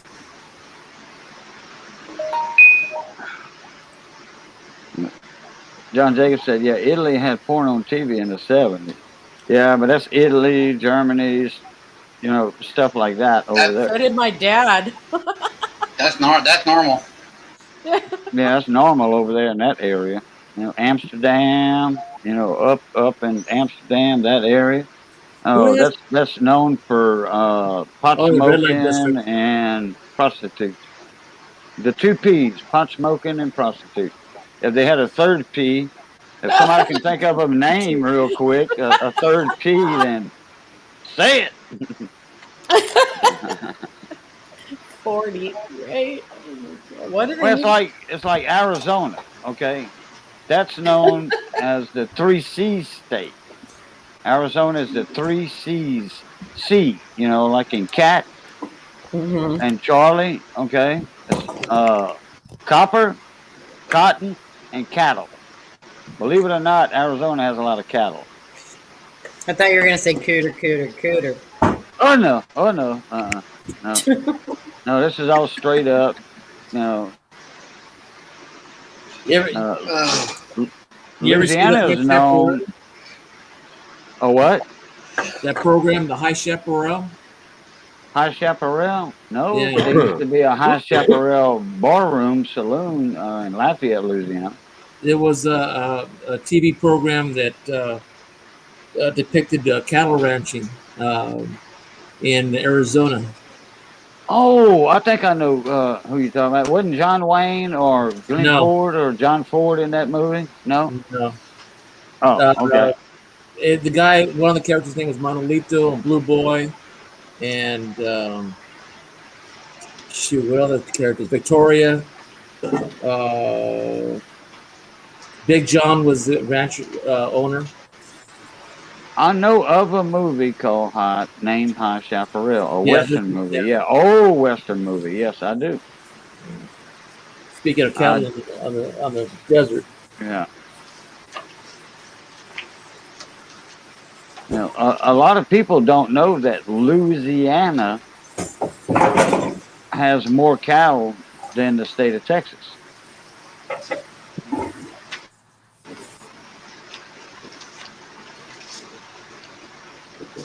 And well, I don't know about nowadays. I know way back when that was a true fact. And I think Florida was in the running too, in the top 5 for the most cattle.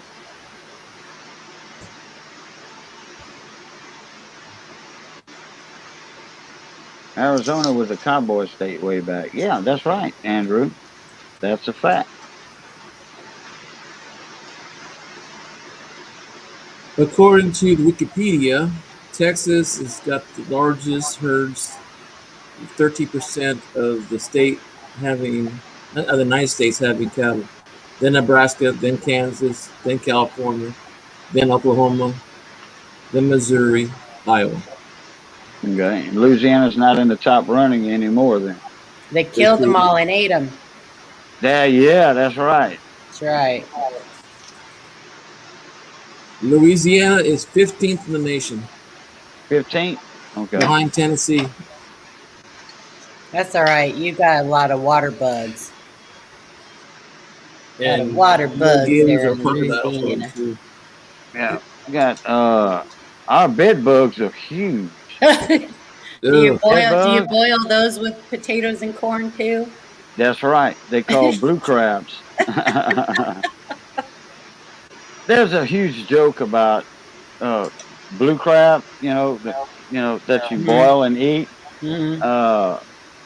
for bed bugs. There's this guy from Texas that was bragging how everything's bigger in Texas, and with this Louisiana guy, and this Louisiana guy was like, "Oh, we got this, we got that," and this Texas guy said, "Oh, we got bigger and better than that." So this Louisiana guy, the Texas guy, was sleeping at his house, so he put a couple dozen of blue crabs under his comforter, bed sheet comforter, and the guy went to go to sleep, and he's like, "What the heck is that?" He says, "Oh, that's Louisiana bed bugs." Oh my Lord. Yeah.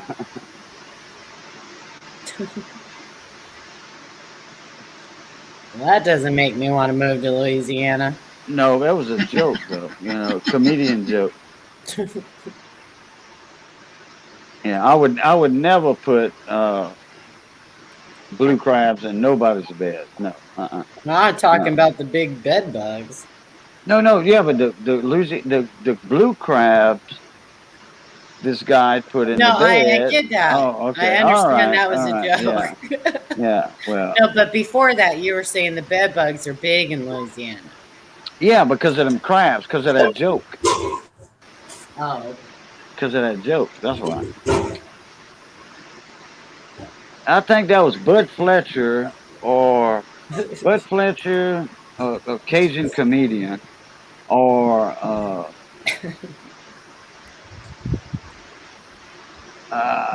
Petitjean. It was one of them. It was either Petitjean or Bud Fletcher that told that joke on a record years ago in the early 70s.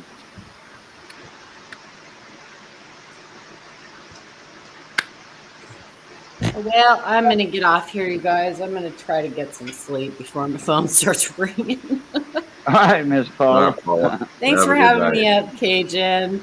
Bye, Billy. Bye, Brian. Bye, Hector. Bye. Bye, everybody in chat. Have a good night. Right. Please go check out Ida in the morning. Wait. Hold on, Miss Paula. Okay. Hold on, Miss Paula. Okay, don't yell at me. You're not the boss of me. Okay, No. what? We got Ed, the old tech guy, in the comments right now. In fact, he's probably going to show up when he checks his email. But his friend, they had the Three Stooges tonight on Ed, the old tech guy's channel. It's a favorite Tuesday night thing. Hey, Aunt Order. And one of Ed's buddies, a lot of people's buddies, Jehu, was asking me a question about a certain coin, and he thought it was 1998 or 99. So he asked me to look that coin up. It was a proof coin. And he said there was something missing by the date or something with the letters or something. So he asked me, he says, look that up for me, Cajun. Tell me how much it's worth. Because this guy said it's worth in the thousands of dollars. So I'm like, okay. So I looked up I think it's the 98 or 99 proof, with the wide AM, close AM. Yeah. And then I started going down the list, and I saw the 1990S, proof coin, and it hit me. Well, this guy said there was something missing. The 1990, no S. No S. Right. And I said, that's a $5,000 coin, and PF69 deep cam, and he was talking about the mirror coin, like a mirror, which that would be the deep cameo. And I told him that, and it was like, yep, I knew it was right. 'Cause my buddy told me about that. I was just wondering what coin it was. And he says, now, how do you know if it's a S or no S? Well, I explained to him, because San Francisco made that coin, and that was proof coin. And if it doesn't have an S, then that's an error. As long as it's a real proof coin. Yeah. If you have it in a proof set, well, you know it's the real deal. Right. EVG Hobbies is in the house. How you doing, Mon Ami? And Aunt Order also. Well, you should have him send pictures to us, Cajun. We would put that on the live show for sure. Oh, yeah. I would imagine y'all would, yeah. I just have to get with Jehu to see what friend of his has that coin. Yeah, I suppose it's possible that he could have got it out of a proof set, but they're found in the regular proof sets and in the prestige proof sets. So. Yeah. Well, actually, it was a friend of his that was telling him about the coin, and he was telling him how pricey it was, and he was like, "Wow, really? A penny is worth that much?" Yeah. No. Yeah. Because we actually get questions a couple times a week, probably, people sending us regular business strike 1990, that don't have a mint mark, obviously, Philadelphia. Yeah. And they think it's the no S. Right. So some people just don't know the difference between business strike and proof. Whoa, hello. And there's the Ed the Old Tech Guy. Hey guys, it's Ed the Old Tech Guy. I don't even have to do my intro anymore. People do it for me. Hey everybody, it's Ed the Old Tech Guy. How you doing, mon ami? Hey, what's going on, mon ami? Bonjour. What's going on, everybody? We're talking Eduardo, ¿cómo estás, hombre? Bien. ¿Y tú cómo estás, mi amigo? Pues aquí nomás, con el pobre y delicado. Ya me está dando hambre. Es este tiempo de la noche para comerme mi cafecito con mi pan dulce. No. A hot link, tortilla y salsa. Ooh, now you're talking. Okay. Stop talking about me behind my back. Oh, they not. Okay. We're not. We're talking food. We're talking food. Well, I don't know. Okay, Ed, meet everybody in the family. Brian's World, I know you. You already know Hector, too. Money Hector. Maniacs right there. And Miss Paula Bloom with the live Q&A, coin Q&A, question and answers on coins. She's a coin expert. I've probably lost so much money when it comes to coins because I just got rid of coins. I drop all my coins in those tip mugs or whatever that people have. I didn't even care. Don't I spend way too much money buying money. Don't do that. Crazy. You're gonna upset Paula before she has to go to sleep. Don't do that. Right? I almost got out of here without a coin question. Almost. Well, actually, it wasn't a coin question for you, Miss Paula. I know. It was something that was presented to me from Ed the Old Tech Guy's buddy that was on the panel tonight. And I wasn't in the panel at the time. I was in the chat. And I was trying to explain it by typing it.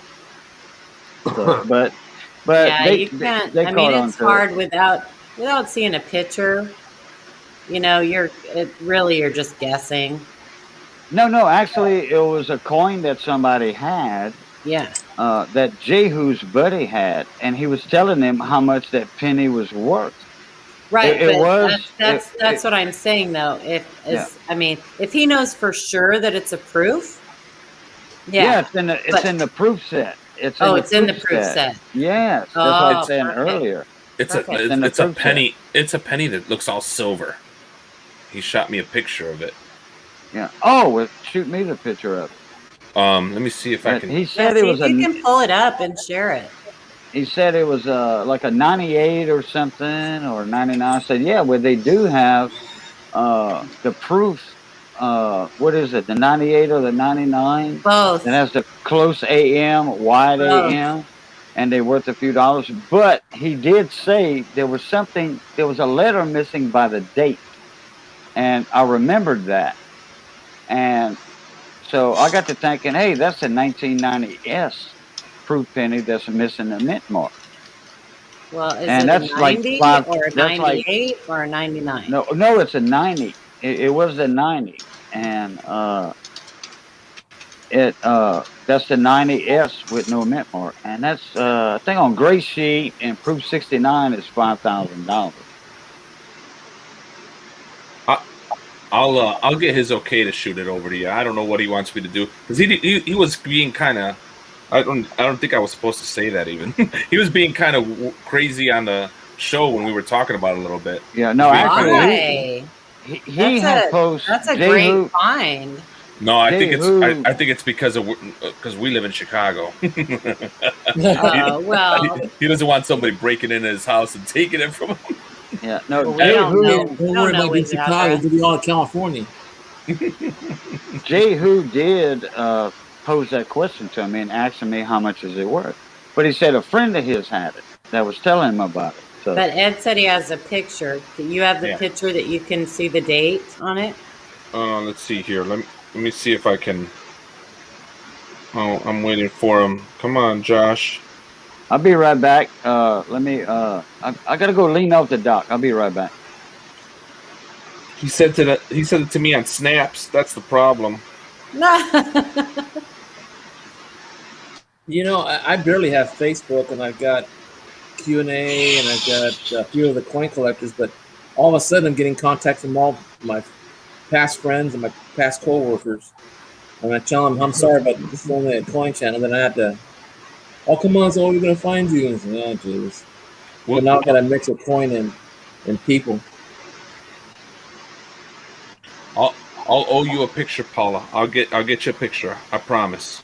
We'll get it for you. I'll put my our email in the chat, and then you can, if you want it, you can just forward it to that. Okay. And then you can, depending on what it is, we do a live stream every Monday night. And if it is what Cajun says it is, if he wants to, we can feature it on our live show. Okay. I've been good at order. I mean, we won't say it. We wouldn't give his name out or anything if he didn't want us to. Yeah, we would just say a viewer found it. That's all. We wouldn't give any personal information or anything out. But I mean, if he doesn't want us to, that's fine too. I would still love to see a picture of the coin. You got it. And then I can actually give him any information he wants on it. So you got it. Okay, cool. All right. Yeah, that's the whole point of snaps, is that things disappear. Gotcha. Yeah, I know. I've been so bummed sometimes when I haven't remembered to like save them or take a screenshot. Put them in my story or whatever it's called. I don't know.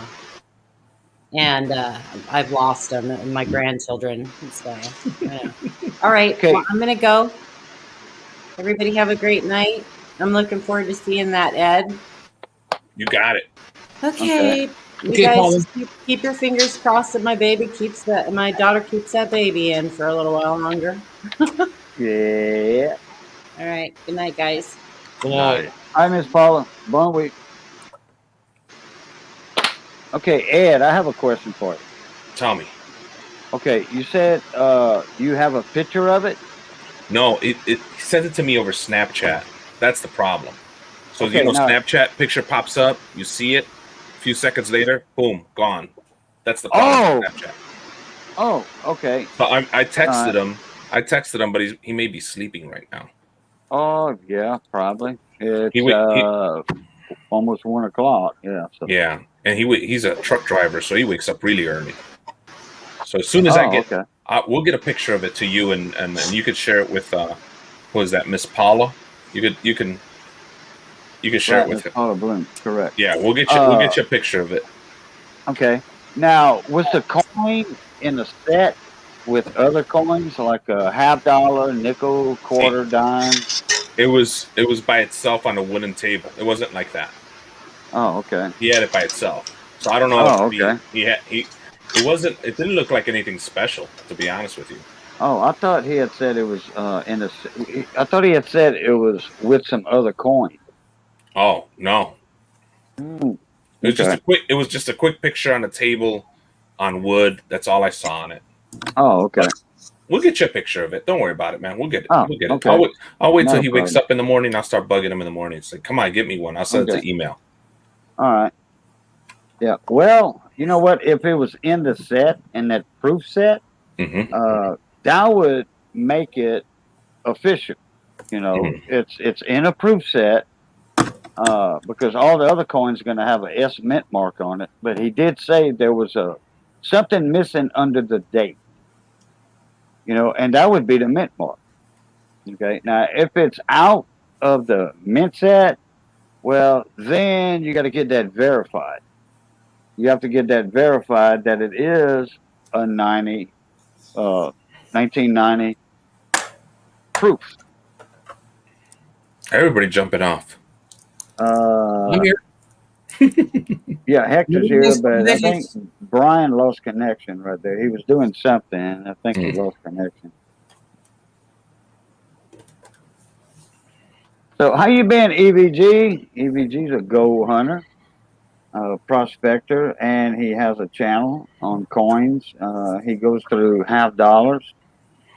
You buy a couple of rolls of, or one or two, whatever, from EVG, a roll of half dollars. You pay $5 a roll. If they find silver in that roll, he mails it to you. Yeah, man, this whole coin thing is different for me, man. I don't know much about it. I don't know nothing. I see the coin that Hector's got on it. That looks really cool. Somewhere around my house, I've got some old Mexican coins, like the 5 pesos and the different old coins.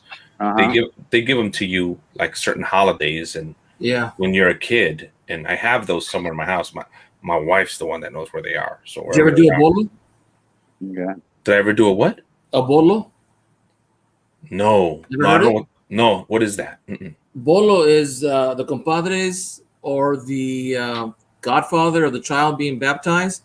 They get a whole bunch of change, and it's one like the piñata, but it's not in the piñata. It's he'll just grab a whole bunch of coins, throw it in his hand, and just throw it up in the air. That's a bolo. Oh no, I've never seen that, honestly. What I have seen is when my wife baptized her godson, there was some coins that and when she got married too, she got this box and it has these silver Mexican coins in there. My parents have gold coins. Oh wow. Oh no. It's called the Crucero. So I'm saying silver, but I don't know if they're real. So I don't even know if they're real. No, they are. They look. They could be. It'll say the coin will say silver, like 0.900 or 0.82 or something like that on the Mexican coinage.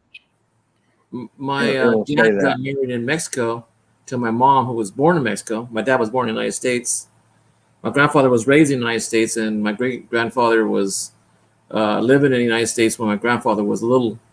And when my dad got married, he bought her a little tesoro. It's a gold chest, and inside of it, it's got 12 coins, and they're supposed to be the 12 apostles. Oh, yeah. I didn't know they did that. Like my family, we didn't do things like that. But when we got married, my wife's mother gave her that. I was like, "What is that?" It's a lot of money. No, because they're 1/10, they're 1/10 ounce, or they're a quarter, depending on the size. Oh, that's cool. It's like my dad bought his in Mexico City, because it was the only place that had a better price. So he had to go from my mom's hometown, which is about 1,800 miles from Mexico City. So he went and bought them. Oh man, you guys got me thinking about coins now. I'm gonna start saving all my coins and putting them in a bucket or something. You save until the I can go change. through. Yeah. Yeah, Go save my through the change. change. Yeah. Hey, You never know what you're gonna find. the other day I went to the coin store and I pulled out all the changes that was in there, and in there was 6 dimes, and the 6 dimes were all Roosevelt silver. Instead of being instead of being 10 cents, just the spot was at the time, I forget what it was, but it came out to $1.89 each, just in silver. So those coins were almost $2 a piece. Right, $2 a piece. So he found $10 worth of money in those silver dimes. Yeah. So how did you do that? You went to one of those coin stars where people dump in the coins. Yeah. Yeah. And you go in the reject tray at the bottom. On the reject tray. Mm-hmm. Yeah, down there there's a tray. It's black down there or chrome, whatever. Mm-hmm. Just reach your hand in there. Every coin store you go to, reach your hand in that reject tray. And more than likely there will be silver because those coin stores reject silver coins because it's not the right weight. No, it's the correct weight. See, they do weight and size. 2.5 is the weight of the silver dime, and the penny right now, the zinc ones, they weigh 2.5, and because they're not the right size and the right weight, they inject them. Oh wow! Yeah, well, it's not the right weight for a silver dime, so it rejects it and it throws it down in the reject tray. What's the clad weight? I forgot. I'll have to look. Well, I'll tell you right quick. Hold on. I'll look it up right now. No, I'm doing that. Hold on a minute. So you guys collect even Mexican coins too, huh? So like the Canadian, pesos and all that? I got 2 albums of foreign coins from all around the world. Wow. Coin collectors or coin poor. Oh wow. Okay. Oh man, you guys got me thinking. I don't even know where to start. That's kind of weird. Yeah. It's cool. It's cool stuff. When I say weird, I mean weird in a good way. I want to learn about it. But I'm going to pick your brain too, Mr. Ed. And the reason is because I'm interested in everything. Okay. From everything from, like, I just looked up today how to redo my counter because it's got ceramic tile. Mm-hmm. And I want to see what the easiest way to take it off without damaging the walls or the cabinets. So that's a project that I want to do that. And I didn't know how to take it apart. But there's a lot of things that I'm interested in. I mean, computers, coins, astronomy, history, whatever. Mm-hmm. Mm-hmm.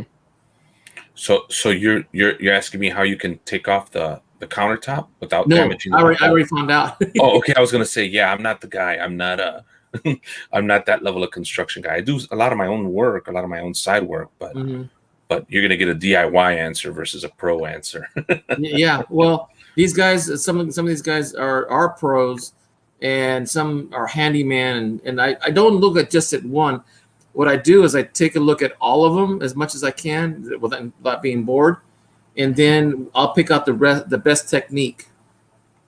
Yeah, that's the way to do it. This has got chicken wire and cement underneath the tile. Yeah, so it's like plaster almost. Mm-hmm. Yeah, that's not fun. That is not fun at all. No, I've already done my bathroom. It has the same tile as the bathroom has, and I started taking the tile off the wall, and I tore up the wall. I put a big old hole in the sheetrock, so I had to learn how to do sheetrock and how to get the tape and the putty and how to fade the putty out and set it down. And you know something? For my first time, you can't even tell I put a hole in the wall. Yeah, nice. You got to get those level 5 knives. I love those knives, man, for like doing that. What I call knives, the blades, right? You know, to smooth out the walls. And I figured out that even the width of the putty knife or the smoothing has a different function for each time you use it. Yeah, you got to be, man, dude. That's awesome that you figured that out. I've been playing with mud for a while. I would say it took me a few months before I could get like some of my taping, some of my holes smooth, because my wife was always a stickler for like, I want it to look smooth. I don't want to be able to see that you repaired it. And man, I just kept beating myself up, till I got it, till I came up with my technique of getting it like spreading the mud nice and thin, and then like sanding it and making it look like nothing happened. I don't use paper tape. I use fiberglass mesh. Mm-hmm. It's easier to use. Yeah, the fiberglass tape, or mesh tape, as we call it. Mm-hmm. Yeah, I use mesh for repairs. When I do taping, I use the paper. I like paper for that. Yeah, when I'm putting the butt joints of large sheets, that I'll do that. But anything that's small repair, I use the fiberglass. Yeah, I like I like the green. It has an adhesive on the back of it. On that fiber tape. Yeah. I like the green fiber tape. Yeah. Because I could see through it if I start sanding, I can start seeing. And okay, Hector, I got your information for you. Okay, the silver dimes are 2.5 grams, which I knew that already. 2.68, yeah. And a penny, a shield penny, not a copper penny, a stinky zinky, as I call them. They are 2.5 also, but the size is different. Okay, right. So it's going to take the shield penny, the zinc penny, after 1982. Okay, the pennies were made out of zinc with a copper layer, electroplated copper layer. All right. Yeah, a silver dime, and the newer pennies have the same weight, but they're different sizes. Right. So, but the silver dime is 2.5 grams, and the new dimes after 1964 2.27 grams. So it's going to kick out that silver dime because it's not the right weight and diameter. That's why you find silver in coin stores. That's cool. Oh yeah, hey, go to a coin store, Ed, at Walmart or grocery stores or whatever, or any kind of change machine. Any kind of change machine. It doesn't have to be a coin store. Oh, I found $50. I found $50 in them, and they wasn't a coin store. They were just an off-brand name of coin store. In a grocery store, you go dump your cups of change in there, and it spits you out a ticket. Bring it to the customer service desk, and boom, they give you the money right there. Even if you pass your hand in that bottom tray, that reject tray. I went to Home Depot the other day to buy a few things, and I looked in the tray. I went back to get my receipt because I forgot it. Went to the machine I went to. Nobody was there. I grabbed the receipt, and in the coin return tray, I found $1 and something change. It was just change, and I took it. Yeah. Oh yeah. Well, they left it there. The store can't take it. It's not all silver. No. I found $4 or $5 in change. Quarters, they just feed it too fast and it rejects it. And they don't, whoever's putting the change in that fast, they want to hurry up and get their money so they can go to their local crack dealer and get them a hit, Man, you guys got me thinking all kinds of stuff I'm going to be doing now. I'm going to be going to them coin stores, and then when I see those tip jars full of coins, I'm going to be like, look, I'll give you a 5 spot. Just give me all the coins. It's all over the place because I went to turn some cans in because my dad had a whole stack of it and I hadn't taken them in yet at the ranch. And so I took it in and it was, $12. Well, $2 of the dollars were star notes, and star notes are replacement notes for old currency or currency that needs to be damaged and returned to the bank. So they get those serial numbers and they issue them. And depending on the volume and how rare it was within the volume itself, they become more than $1. Yeah. Like, okay. Ed, go to the bank, get you a strap of 100 $1 bill or $2 bills. Now, if you have a striped strap, them paper straps that go around brand new $1 bills, just get the brand new $1 bills from your bank. Okay. If it has a little candy stripe on the edges, okay, red and white, That's going to be all star notes, and those are replacement notes for the $1 bills that got kicked back out because there was an error on that $1 bill or $2 bill, $5 bill, $10 bill.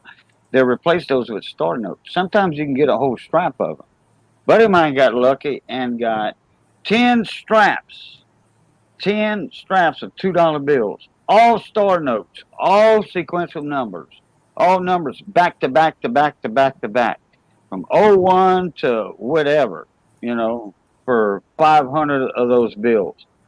Yes, sir. He made some good money on selling those in lots on eBay. Oh, you could sell them? Oh yeah, on eBay. Yeah. How much you make? How much you make on one of those $1 bills? He made a couple thousand. He made a couple $1,000 on 5 straps of them. Yeah, he did. Wow. Man, dude. Get in good with your bank tellers. Bring them some donuts. Ask them for their $half. The 50-cent pieces that Kennedy has. Hey, how many $half you got? I want them all right now. And then pay them in cash money, with $10 bills or whatever. And then look through that for the silver $half. Yeah. Hey, if you find something, bring them a box of donuts. Don't tell them what you're doing, though. How would I know if it's a silver $half? Before 1964, all Kennedys were 90%. There's only 1 year, 64. The Benjamin Franklins, the Walking Liberties, the Barber $half, they're all 90% silver. I'll show you right quick. Information is king here. Yeah, you got to know your stuff. Stephen Doolittle, what's happening, my brother? Let me show you something, Ed. Okay, this is, it was. This right here is a brilliant, uncirculated, out of a roll of Kennedy $half. 1964. See how nice and shiny and bright that is? Mm-hmm. Okay. You see that edge right there? Mm-hmm. It doesn't have a copper. It doesn't show any copper in there halfway up that edge. Mm-hmm. It's solid silver. Solid silver. 90% silver. Okay, that's a 1964. Mm-hmm. Okay? So, 1965, 1966, 67, 68, 69, and 70 are going to show this same thing right here, solid silver. Mm-hmm. But they only 40% silver. Mm-hmm. 40%, not 90%. So they're worth half as much as this coin, or a little less than half. And at today's spot, that 65 or on Kennedy is worth 40% silver, which is $3.67 each. Whoa. Okay. And, you guys got me thinking. I'm going to the bank tomorrow. Look here. Get you a box of $half. Mm-hmm. Order one from your bank. Order a box of $half. Don't get the new ones. Don't get the brand new half dollar. That's a Walking Liberty half. That's a 1943. Mm-hmm. That right there is worth a little bit of lunch money. It's worth its silver in weight. $10. I'm just say $10. Hypothetical, okay? $10. See the back of it? Mm-hmm. If you get a roll of $half from the bank, all you're gonna do when you open a roll up, look at the edges of it. Like that right there. Look at the edges of it. And you can spot a silver. Now, if it's toned or whatever, then it's going to look like a regular $half. People do that all the time, and they make money with it. They make money with it.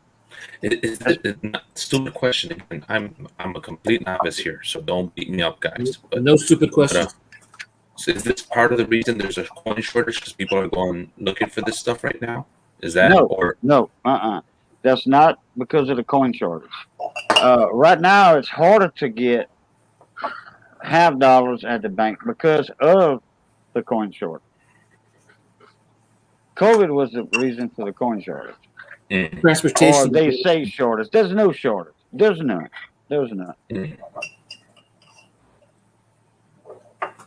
for example, copper, there's 82 variety. There are 7 different varieties of 82. Small date, large date, Philadelphia, Denver. Now there's a copper 1982 Denver. If you find one, you can buy a car with it. No, you can buy a house and a car. Yeah, well, I was being conservative. In case you bought, if it wasn't, a perfect 66 or grading higher than that, I'm saying, if you find one like a brown, brown 50. It don't matter which one you find. I don't care if it's in good condition. Those are so rare that you can buy a house and a car with it. Wow. That's how rare they are. The 82D solid copper. David Carlisle's in the house with David. my Bama bro. What's happening, David? How you doing, man? And I'll give another example. Even from Mexico, there's a $1 peso, 1969. Mm-hmm. If you find one in good condition or even fair condition, it's worth $5,000. Barrett, there was a company called something Barrett. No, what was it? One of the auction companies sold one 2 years ago for $5,000. Heritage or Barrett and something auctions or oh crap, I forgot the name. Oh crap, I forgot the name of that third auction company. And then the reason why I'm into a lot of different things, Ed, is because when I went to high school and grammar school, it was mostly religious studies and theology and academic. So when I got into summer school, we didn't have summer school in high school where I went. So I went to the public school and they let me go. The first thing I learned was lap welding. Cutting with a plasma, the old school way. Excuse me. And when I got older, I started taking more. Then I worked in a ranch. I had to learn how to fix tractors and put up fences and work with hogs and cattle, horses and pigs and chickens and all that. My dad and I built his house. So I learned about plumbing, electricians, and I still don't know a lot. Framing, concrete work, a whole bunch of stuff. So that got me interested in doing more and more stuff. So anybody talks, my mouth's shut. I want to listen and learn from them because they have more experience than I do in any subject. Yeah, John Jacobs, you got it. Stacks and Bars. There you go, Stacks and Bars. That's the company. You said you had a question for me though. I'm not sure what question. Oh, it has to do with computers. It could wait. I mean, I'm using another laptop, but that somehow my granddaughter, to give you a quick, my warranty went out in 2017, but my granddaughter pushed a couple buttons and wiped out something because I can't get my Wi-Fi back on. It doesn't recognize any Wi-Fi of anything. And then when I tried logging in, it says it can't verify it unless I log in, and I can't log in because it shuts me out because it can't verify through the Wi-Fi.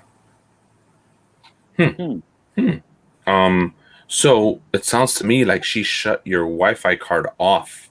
I did that, and I checked it. Yeah, you checked it, and it's on. Yeah. Okay, so here's what you want to do. Hold on. Depending on your laptop, does your laptop have an Ethernet cord? Yes, like it an does. Ethernet cord. And I clicked it too. So you plugged in your Ethernet cord to your router, and it wouldn't let you log in? Nope. Couldn't verify my account. Then I don't know. Does the computers go through, like mine's Microsoft?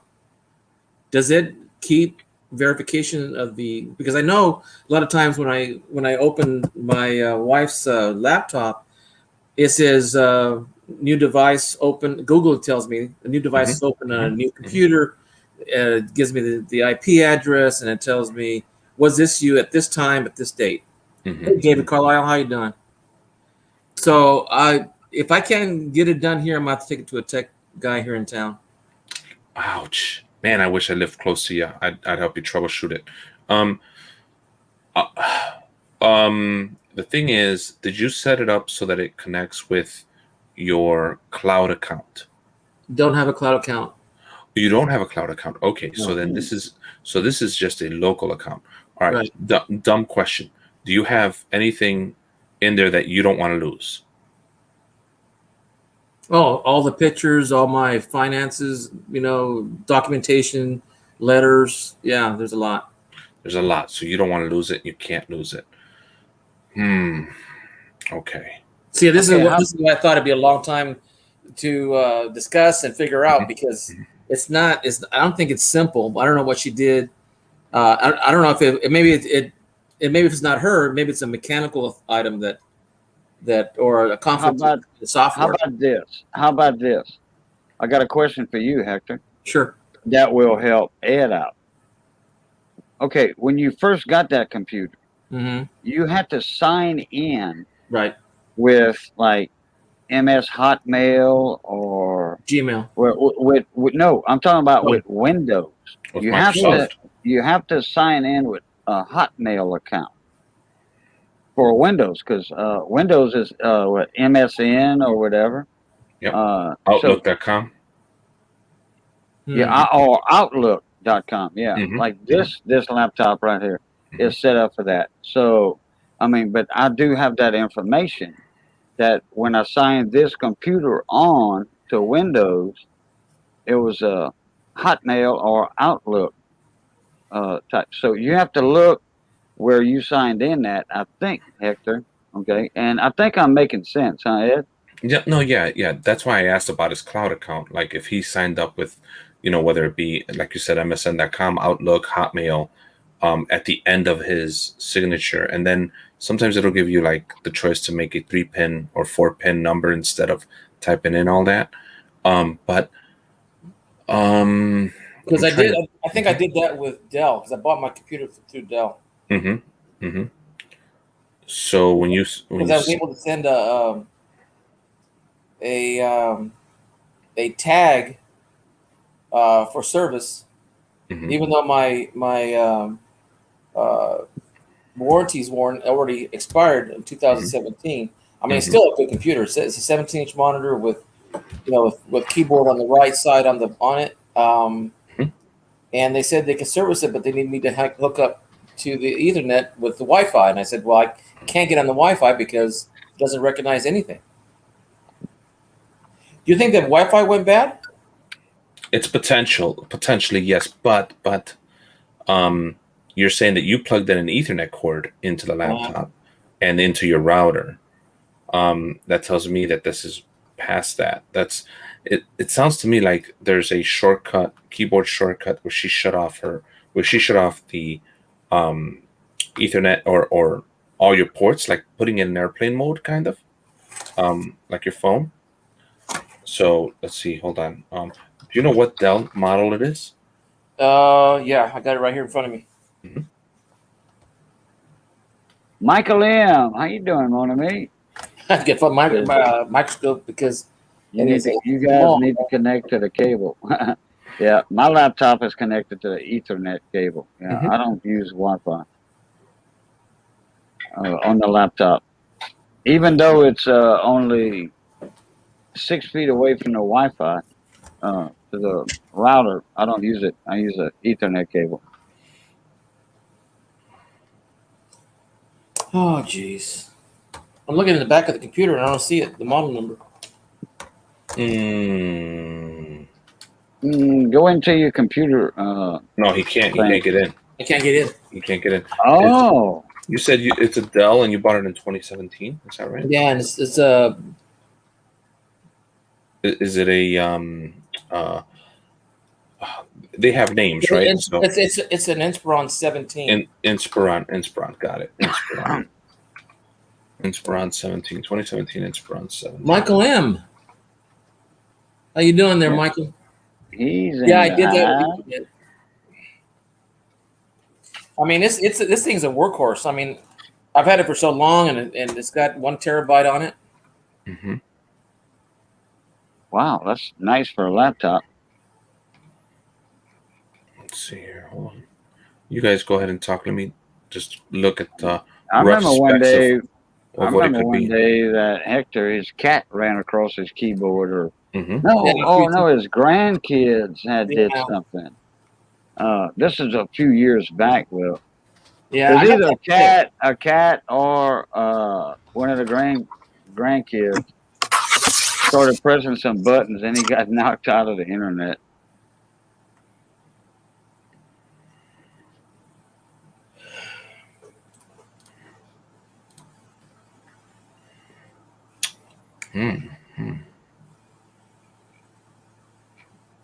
But on this certain HP computer here, laptop, you have to sign in to Windows.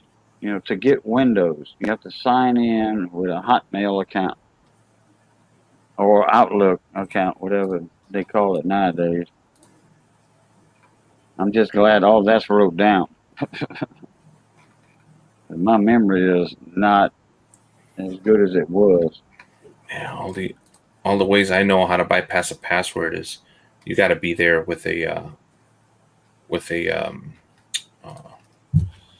USB key with software loaded on it, where I can go in with Linux. So hold on, Del Inspiron. See if there's a button or sequence that shuts off Del Inspiron.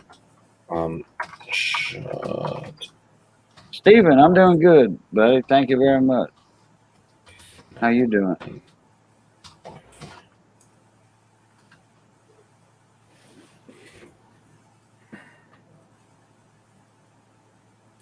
Boy, Missy got some good. Your device is offline. Please sign in with the last password used on this device.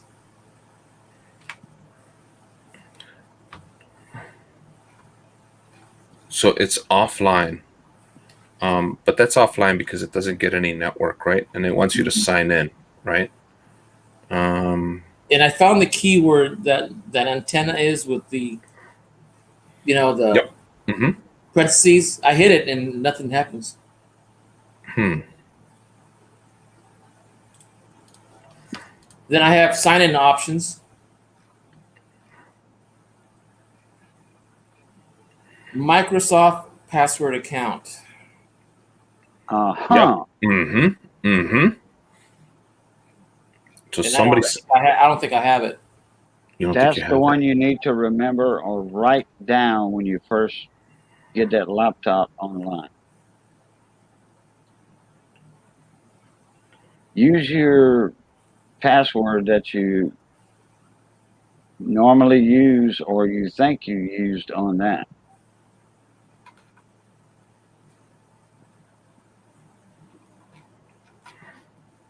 So there is a button to turn off wireless capabilities, but if you see that fan looking thing, that's not.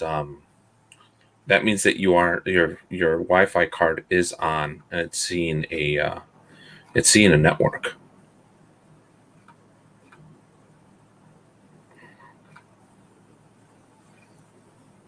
Well, Missy just made a good Italian Cajun spaghetti. See, this is where I didn't want it. It has to be. It's gonna interrupt, and I need to research this a little bit more. And I know you're a busy person, and I just feel guilty even asking now because, but I do need it, and I need to get off my wife's computer because I need to get mine back. Because I enjoy it. My key, it's large enough because she has a smaller computer and it's hard to type. Yeah. No problem at all. Are you sure you don't have a Ethernet cable by any chance? It looks like a phone cable. Yeah, I do. Yeah. And you should plug that into the laptop and plug it into a router or switch at your house and tell me what you see then. It should let you in there. Now, it's not going to let you log on until you remember your password. But that should let you connect to your cloud stuff. Well, my computer is not charged. You know something? It also shows on the screen where I put my password in. On the bottom right, it shows the power button, a design.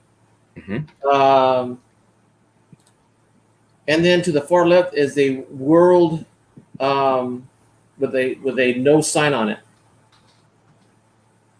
A world with a line going across it like that? Yeah. Okay, so Del Inspirion. Hold on, 17. EVG said it's all Russian hackers, Hector. Keyboard. No, No. it is. I got you. I got you hacked. We'll get even though. We'll get even. Yeah. EVG is from Russia originally. He's a United States citizen, lives in the United States, and he's a gold prospector. And now it says he was making a joke.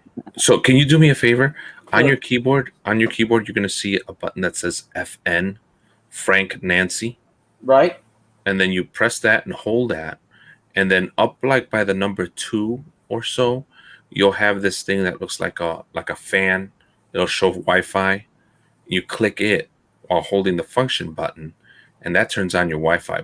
That should turn on your Wi-Fi. Now it says airplane mode. Okay, that shut off. That turned it to airplane mode. Do it one more time, and that should bring it back. Airplane is off. Okay, so airplane mode is off. That means that your Ethernet card and your Wi-Fi radio access has been turned on. So if you still don't have access to the internet, it's because it's not connecting through your SSID, meaning the router is broadcasting a network that your computer's not recognizing at the moment, because maybe you all changed your password, or it needs to be re-inputted, which would be kind of weird. But on the lower right-hand corner, when you see your Wi-Fi, you should be able to pick which one of the ones is available to you. You know, when it says sign in options, I went up to the other one that's got like a little keyboard, and then it comes up, want to sign in faster and more securely? Enter your password to set up Windows Hello. Set up Windows Hello. Yeah.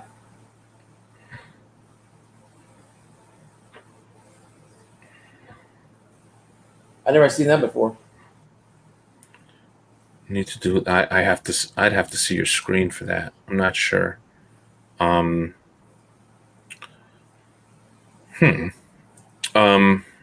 on. So I went ahead and put it in my old password in that I always used. Now it says we're unable to detect an internet connection. Please connect to the network and try again. Yeah, I have a really good feeling that your Wi-Fi connection isn't. I don't think there's an issue with your Wi-Fi card. I think there's an issue with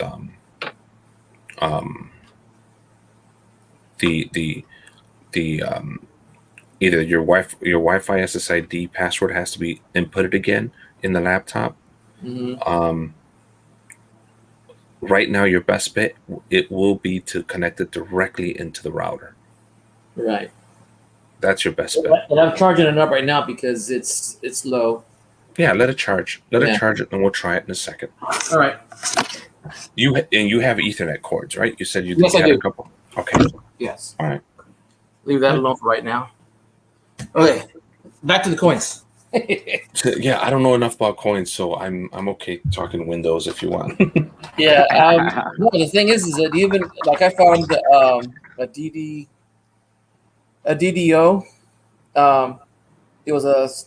It's a mint mark that's double stamped. I looked it up. It's worth $15 for a penny. Yeah, DDO means a double die obverse, which is the front of the coin.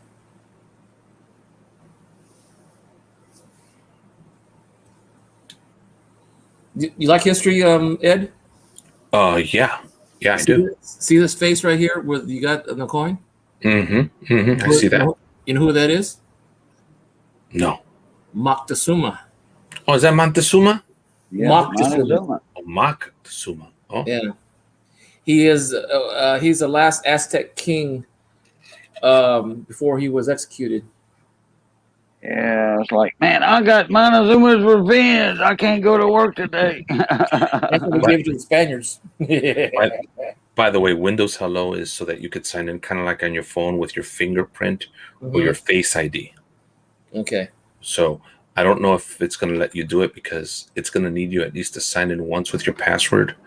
And then when you sign up with your password, then it's going to ask you how you want to sign in with your fingerprint or your face. Yeah, there's no fingerprint port here. So if it's got a camera, it'll try to use your face to do it.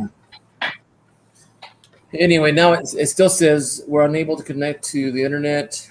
Please contact the network and please connect to the network and try again. Yeah. EVG says cut the red wire, then the blue one. If nothing happens, then run. You'll only have 15 seconds to get out the way. Actually, if I was smart enough, I would do it the moment they cut the last wire. Yeah, okay. No, you need to look up, Hector. You need to look up, see if you got it wrote down somewhere. Your password. Outlook, and password for signing it up to in Windows. You know, when you first got the laptop. How about contacting Microsoft? Nah, not worth it at that point. Yeah, I don't think they'll, if they even answer the phone. Yeah, that you can call Microsoft, but the first thing they're going to say is we're going to transfer you to this number, and they're going to be like, okay, it's $75 an hour. What do you need? And they're not really there to help consumers unless you're paying unless your company paying a fee. Yeah, because it's the same way with Dell, but theirs is $99 for the service. Yeah, you'd probably pay less for Dell than you would for Microsoft. But and it's Microsoft if you could get somebody too. They're not nice that way. I work on servers where you're paying, like $5,000 for the licenses, and you call Microsoft and you have a contract for Microsoft to help you, and I haven't had any good experiences myself. Really? My nephew-in-law, he's an IT guy. Mm-hmm. He does international stuff too, but I don't want to bother him. He's got too many kids, and he's always on the call. Oh, by chance, you didn't set up a Windows Hello pin, did you? Where it's like a 4-digit pin? No. By chance, when you get that, when they ask you for a password, use the pin. Obviously, don't show it on camera or don't tell us, but use the same pin you use for your bank account or anything like that, and see if it'll go, just in case. Okay, I'll try right now. Nope, it says it's offline. Even for Windows Hello, it said offline. Yeah. Let's see.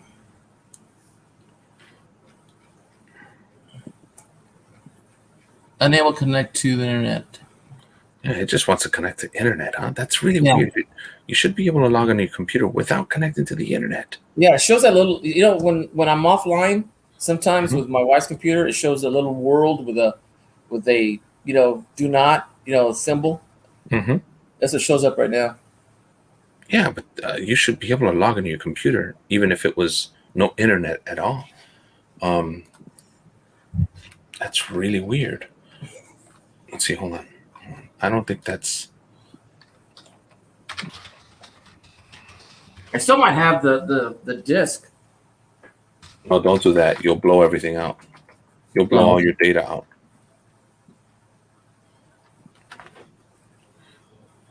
Yeah, that disk is gonna it's gonna bring everything. Rewrite the whole disk. Format your disk, yeah, and you don't want that. It'll reformat your computer, or whatever, and then all of a sudden you got a brand new computer and you lost all your data. Maybe we'll get lucky here. So, on the let's see, on the lower left-hand corner, see if do you have a start button or that little flag you can click on? Click start button. I don't know. EVG, if I do that, I need you to sign over your house, your cars, and your bank accounts, and then we'll even trade. All right. What was that? What the heck? He's making telling a me joke. He's making a joke with EVG. Oh, he wants me to send me his bank account info and credit card. I said, I'll swap him. No problem. Oh, and land and your gold prospecting deeds too. Yeah, that's right. Gold prospecting deeds. Yeah, EVG's in Florida, so yeah, that would be nice. Beachfront property and all that. I ain't got to worry Yeah, about no and the boat, earthquakes in the boat too. California. And the boat too there, EVG. Yeah, that huge boat he's got. Oh Yeah, tell him to transfer it to me first, and then I'll send my stuff over. all right. So let's see if we can't use the administrator account. Hopefully, it's the same account as you used the whole time. So you're gonna go to start on the lower left-hand corner. You should see start, and then go to your account. It says a pop-up will appear, and select change account settings. And you should see use local account as administrator. Do you have those options at all? No, I can't even get the taskbar up. Hold on. Okay, give me 1 second. Safe mode, perform network reset. Network reset settings. 710 is the Dell 17-inch Inspiron. Yeah, opposite. Okay, so give me 1 more second. I'm almost there. I think I got it. Hold on. Dell reboot into safe mode.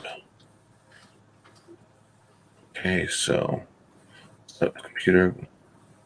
It's got the right time and everything. And all I have to do is the sign-in screen with my name on it, where I put the password. I forgot my password and sign-in options. I forgot my password is where I would go, but if anything, we can start. You could try that real quick, and if not, we're going to tell you how to do it and how to get into safe mode here in a second. Okay, let's do safe mode first.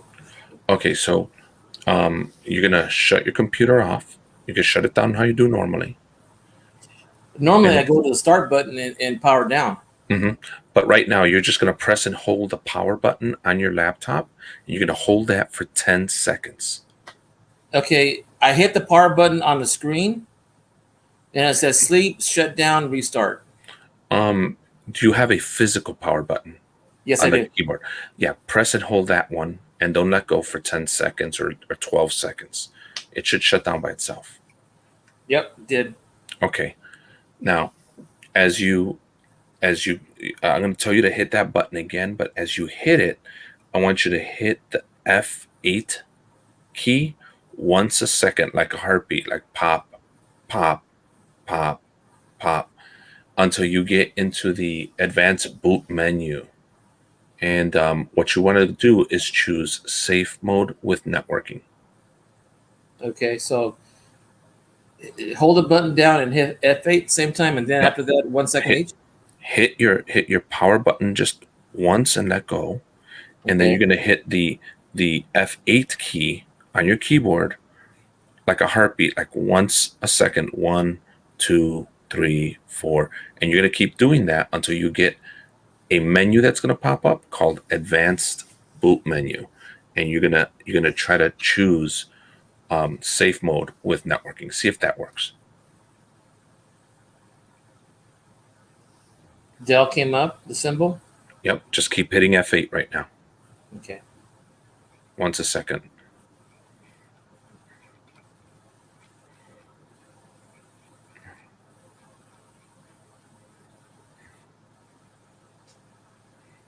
David Carlisle says, "Unplug it." What's that going to do? EVG wants me to keep. He wants me to use an Indian accent so bad. I wish I knew how to do one really good, but I don't know how to do it.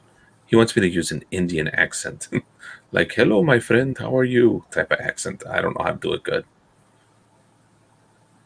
It hasn't changed. Just says Dell, and then it hasn't gone any further than that. Okay, just keep hitting the F8 button, little by little.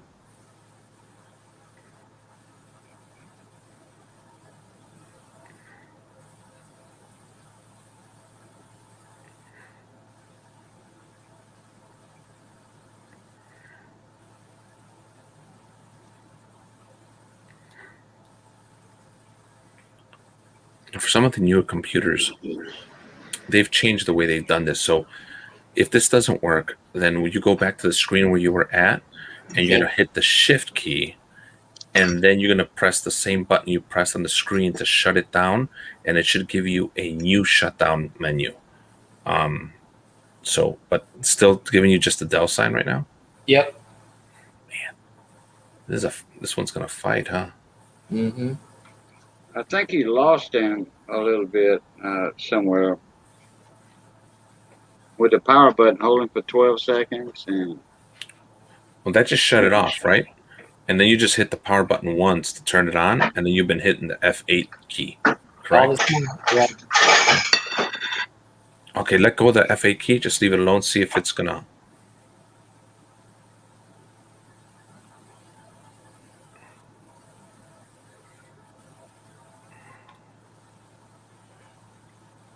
Sorry, Cajun. Boy. So this is what I always tell my students. Knowledge is power.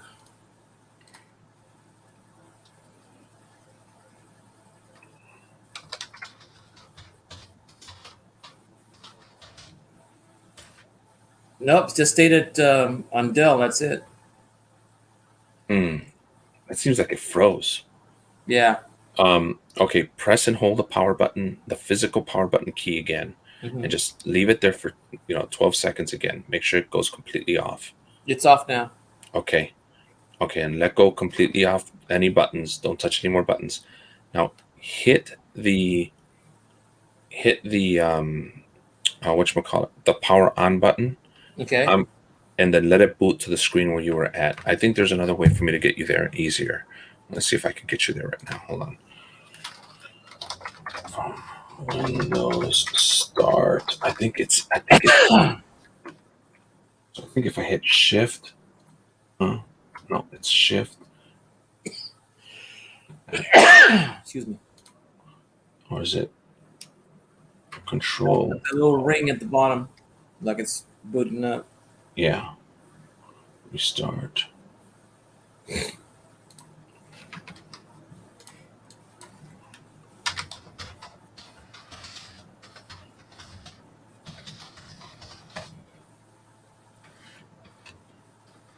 On Windows.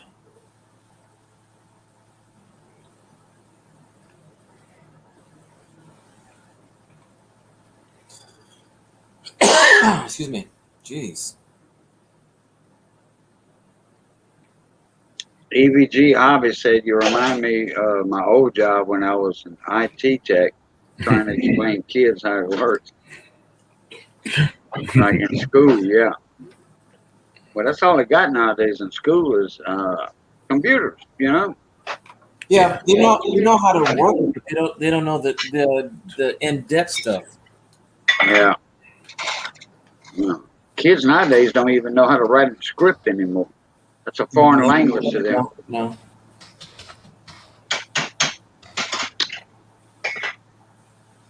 Stephen Doolittle, I'm eating on some Cajun, Italian, hybrid spaghetti. Just a moment. Yeah, just let it keep going. Let it keep going. I got a feeling you're going to go into safe mode right now anyways. If it's saying just a moment, taking this long.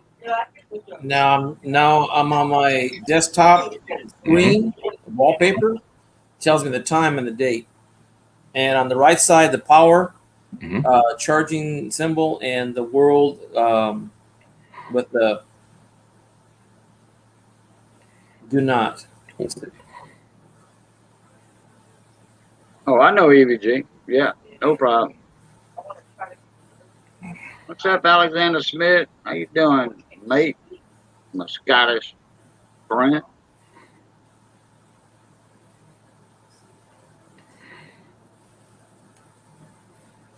So are you back at the screen where you were at before? I am now. Okay, and you you didn't get to your desktop and you didn't get through your password, right? No. Right now it says I forgot my password with my name above it and my icon and the box for the password. Oh, try to type in your password. I did. Oh, it didn't like it? It says It says you forgot it. It still says no internet. Yep. The only thing that shows up is airplane mode, and it's not on. No, so then that means it's not on airplane mode, right? It says, It's not, yeah. If it turns blue, Mhm. then it's on. Right. So then you should be on the internet now.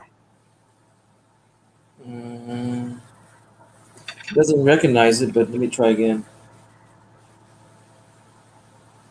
Exactly, Stephen Doolittle.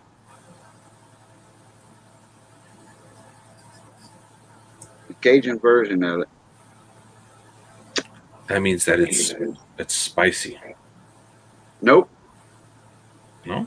Nope. Uh-uh. Oh, make it spicy. I like spicy. Nope. I don't like it. Too.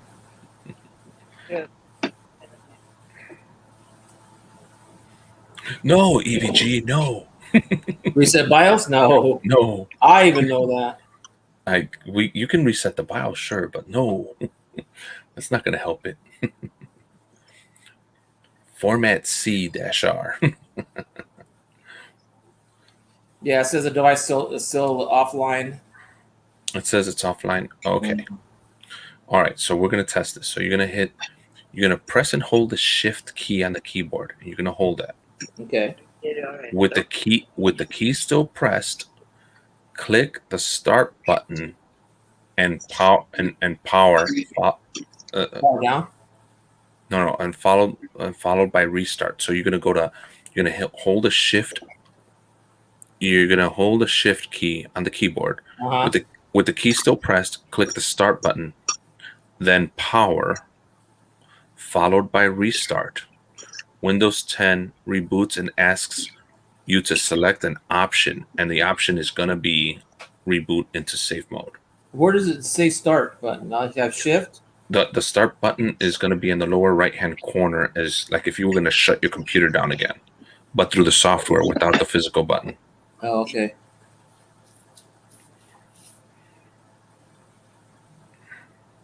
Then it says sleep down and restart. Yeah, but you're holding the shift key, right? You haven't let go. No, I haven't done that. Okay. So hold the shift button and the power on the screen. Right. So like clear what you just did right now on the screen. Clear it so that you don't see it again. And then press the hold key. Press the shift key and hold it. And then hit the start lower left hand corner. Click that start. And then go to. Do you want to turn on sticky keys? No, you do not want to turn on sticky keys. That means that you pressed it more than once. Like you pressed it lots of times. Press and hold. It should just be a press and hold. Okay. So hit no on sticky keys. Did that. Okay. So right now, press and hold shift, then keep holding shift, then go to power, and then go to restart. And keep holding it.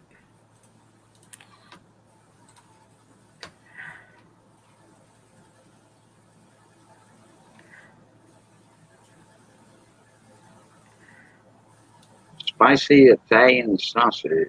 Luke Duke says. Oh, I like Italian sausage. Nothing comes up. It's not trying. Yeah. Well, I let go. Now it says sleep, shut down, and restart on the screen. Yes. You want to go to restart. Okay.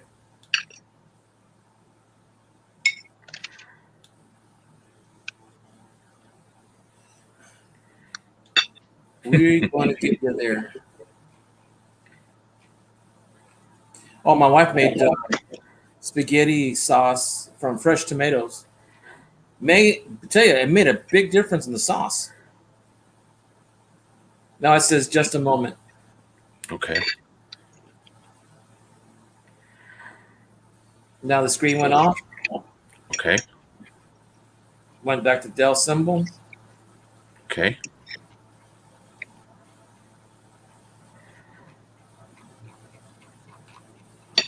I'm going to show you how a Cajun eats spaghetti. Oh, yeah. Cajun. Let's see if this is going to work. You don't use a spoon and a fork to put it together? Oh my gosh. like that lady on the TV. Oh, there you go.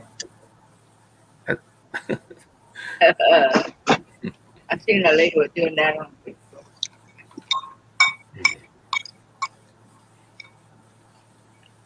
You gotta put a bunch of angel hair in your mouth and twist your ears backwards. It'll go up in there automatically. I went to a blue screen that says just a moment. Okay.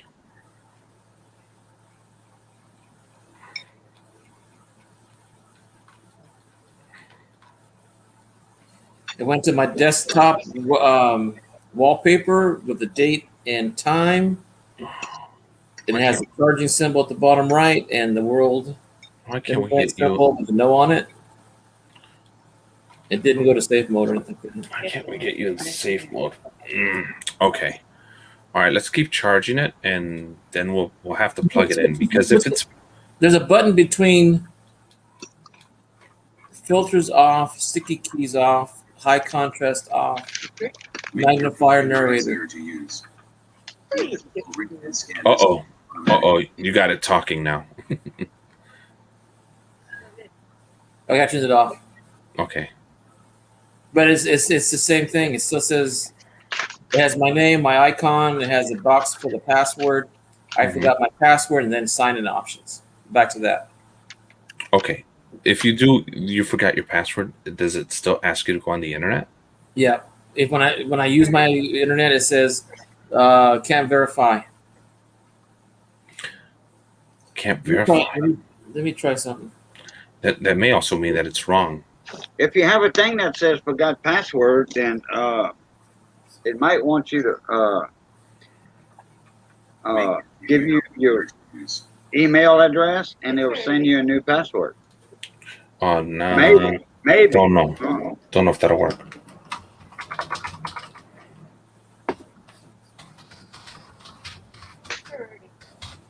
I'm starting to think that we forgot the password. Change the password around just a little bit. Now it says your device is offline. Please sign in with the last password used on this device. Your device is offline, it said? Yeah. Okay, but it's asking you for the last password you signed in with before. Do you happen to know it? I just put it in. That's what came up. Do it again. Type in the same password. It can't.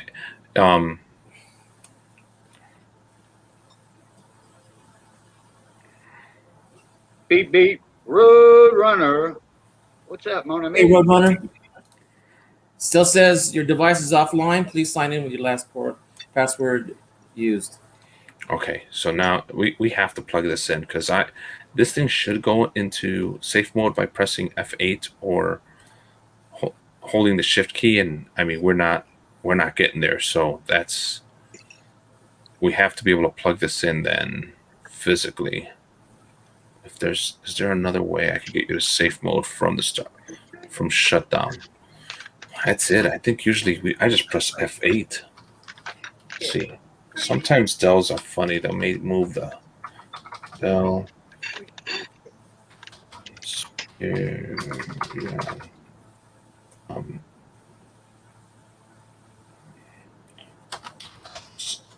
Safe mode.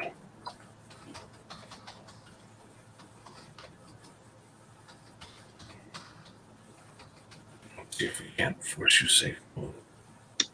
Oh yeah, John Jacobs. Yeah, 50 likes and 17 watching. And we had like 28 people earlier.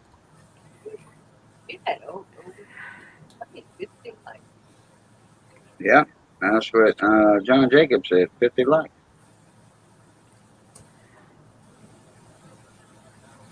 Yeah. Yeah, this is straight from Dell, so it's like now I'm like, huh? Let's see, maybe if I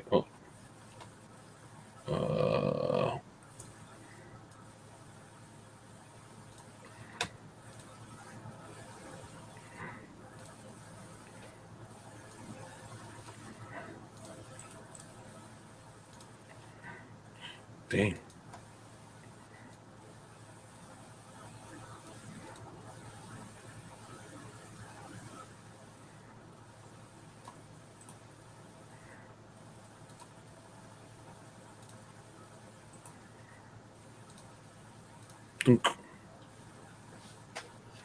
That's straight from Dell.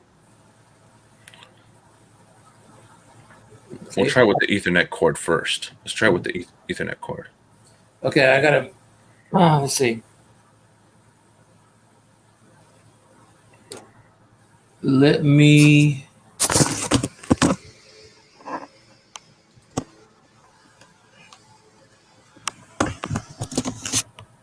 All right, let's see. Uh-oh. I think you just... Yeah, I just moving. I gotta go to the living room. That's where the router's at.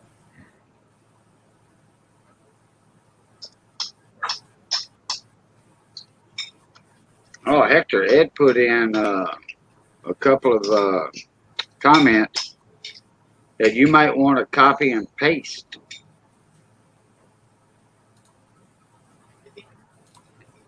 No, that's just the instructions so you can have them as Right. I'm giving them to him. Yeah, he might want to copy and paste it to save it for later. That's just to get into safe mode. Yeah. Let's see. Cummins diesel engines, yeah, all them Detroit, them 60 series Detroit engines, man, they came out in the early 90s. I want to say early 90s. It was 60 series, and those are computerized engines. Those diesels, a lot of people didn't like them. Truck owners didn't like those. They wanted the cat. They wanted the 400 horsepower engines, the 3406s, 3406As, I think it was, or the 3406B. 710, what Mrs. cooking? Oh, she's doing that Cajun hybrid Italian spaghetti, and I'm enjoying it. John Jacobs, you should have gotten them in, man. They good money in computers. Hey Ed, I moved. Yes, I moved. There's like 4 spots that says LAN 1, LAN 2, 3, and 4. Mm-hmm. There was no light coming on LAN 1 Mm-hmm. when I plugged in the Ethernet. Now I moved it, plugged into the computer, and also into the modem router, and now the lights are flashing. Okay, so the flashing lights on both sides is known as a handshake.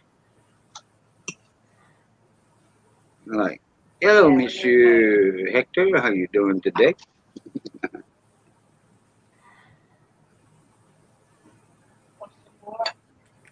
John Jacobs, man, dude, that's awesome. Have him. Man, he could do so much.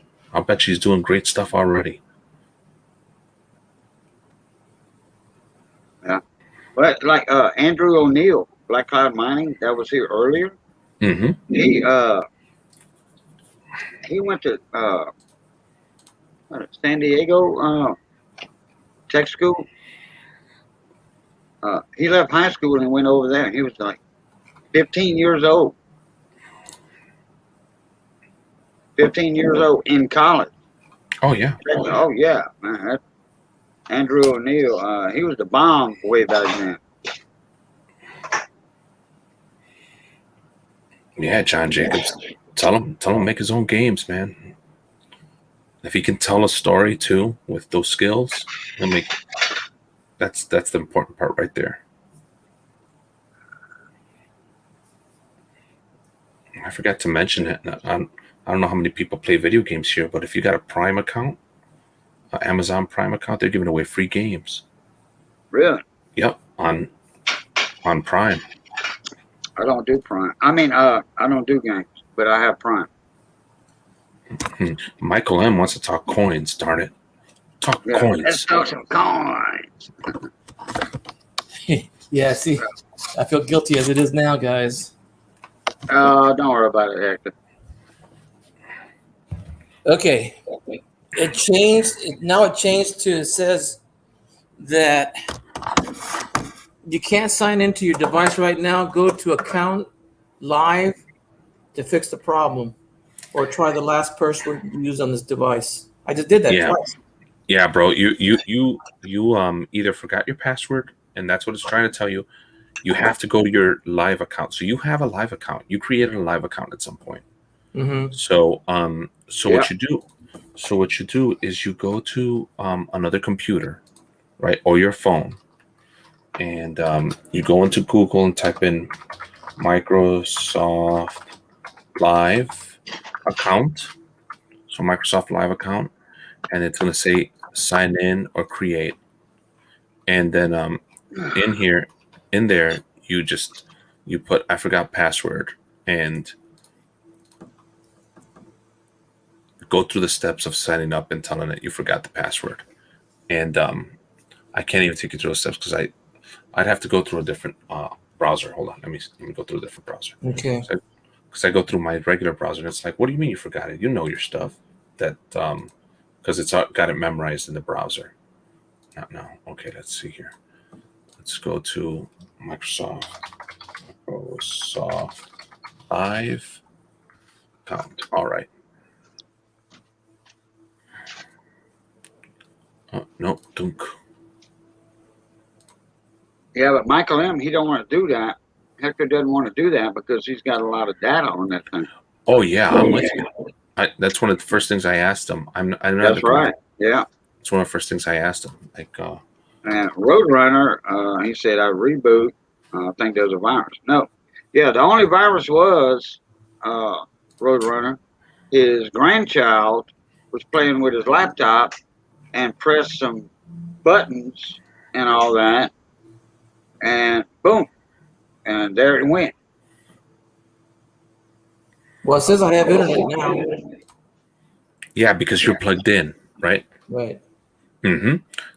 You need to work from that position. Don't try to go offline. Don't try to go on your hold on. Live. But what happened if we reboot? Well, actually, I think I already did that. Reboot you could. Yeah, you can reboot while you're plugged in to see if it'll connect. But if you don't have the right password, it's not going to go with it.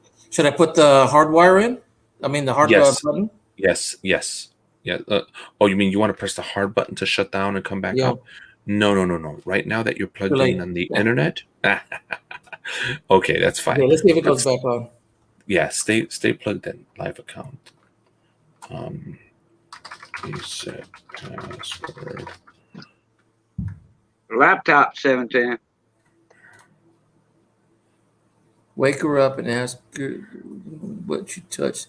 She's only 2 years old. Yeah, she's not gonna know. She's a baby. It's okay.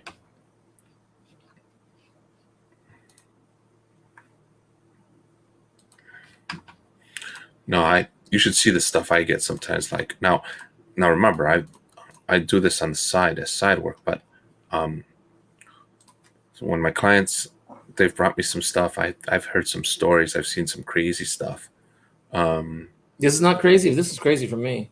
No, this is nothing. No, this is nothing. I had my client tell me, oh, my 8-year-old kid, used my computer and was playing SpongeBob, and that's why it broke.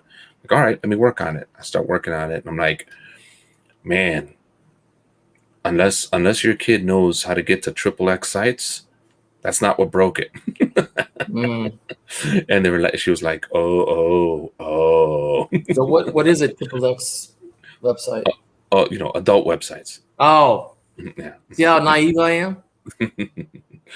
Let's see. Yeah, it totally caught a virus on there, and I had to fix it and clean it. But then I get people in trouble, right? Because it's like, dude, I got her husband in trouble, and it's like, oh man, what am I supposed to say or do? Because sometimes you don't know who's looking at or doing whatever on the computer. You don't know nobody's business. I found people's pictures, and I'm like, oh no, I don't want to see pictures. I'm still on the internet. Yeah, so you're on the internet, but you just need to know the right login. So, live account.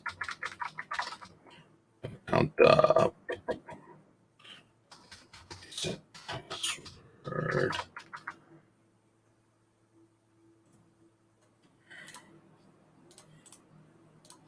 So we're gonna go to, where the heck did we go? So Hey, Plurimus, how you doing? E pluribus unum. Another guy that we talk a lot. He does coin roll hunting, and he sells coins. Yeah, E pluribus. Oh, and now I'm off. I'm offline now.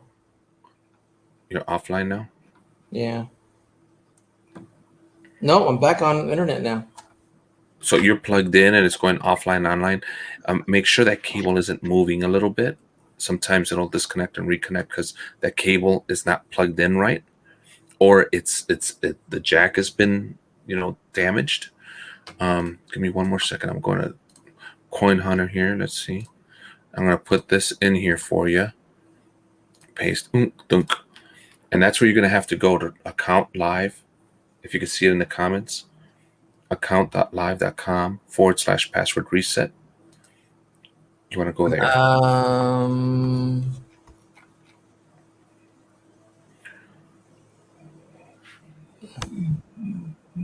don't see the.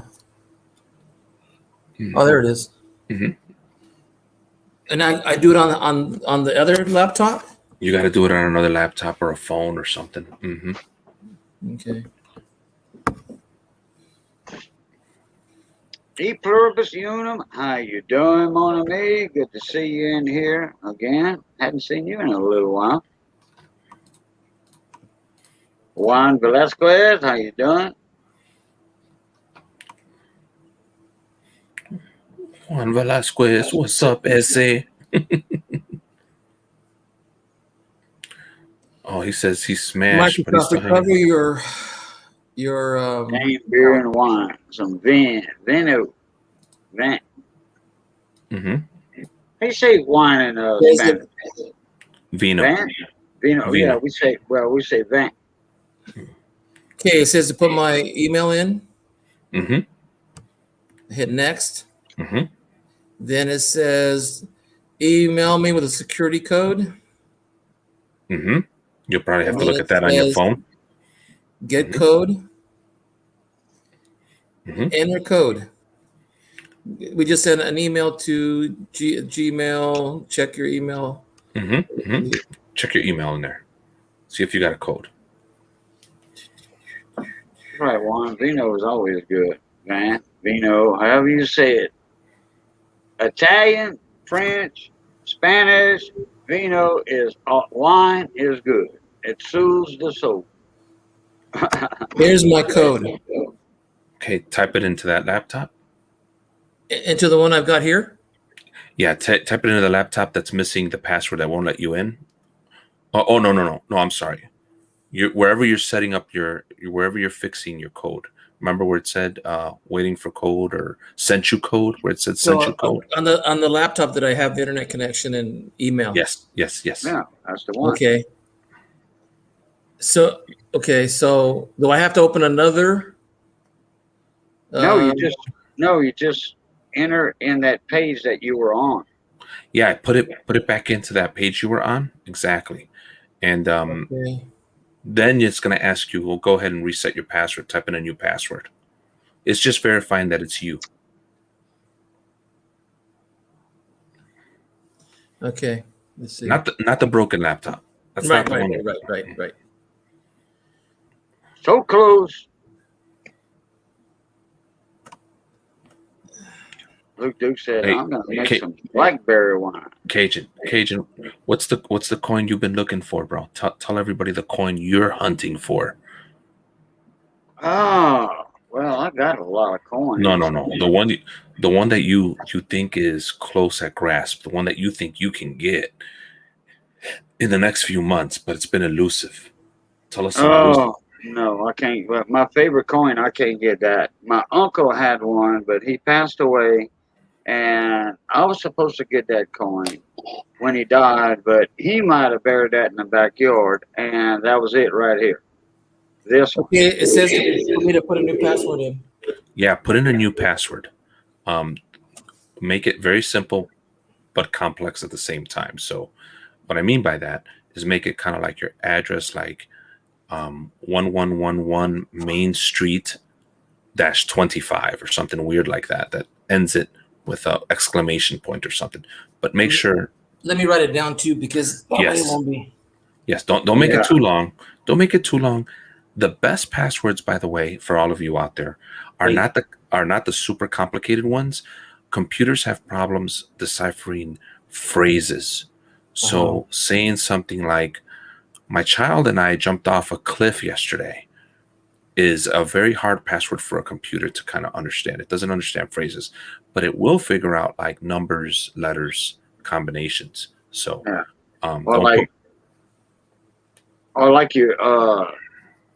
my favorite teacher is, and then leave it alone. Yeah, something like that. Yeah. My favorite teacher is exclamation point or something, whatever. But make sure you can easily remember it. It's an easy remembering phrase, and you write it down, and write it down 2 or 3 times so that after you write it down, then type it in. Because sometimes people forget. Like they'll type it in and they'll write it down and they typed it in wrong. So write it down first, then type in what you wrote. Yeah, I know. Shoot. Oh Lord! Since I had that stroke 10 years ago, I forget stuff. Man, you scare me, Cajun. Don't tell me stuff like that. That scares me, bro. No, I'm talking about. I can remember my old home phone number when I was 6 years old, but I can't remember a password from 2 days ago. Yeah, but I get scared. I'm scared when I hear like strokes and all kinds of stuff. It was a mini thing or something. It wasn't nothing serious. My mouth wasn't. I don't think my mouth wasn't broken like that or nothing like that. No, it was like something busted in my brain. Some kind of little aneurysm or something. Rocky Mountain wants to know why I'm being so dark, because he's saying, why would I be jumping off a cliff with kids? I mean, it could be a small cliff, like when I visited Colorado, there's some cliffs, but you could jump off and then, they're not big cliffs. Oh yeah, I know you're kidding. I know you're kidding, Rocky Mountain. Rocky Mountain Bear, what's up, mon ami?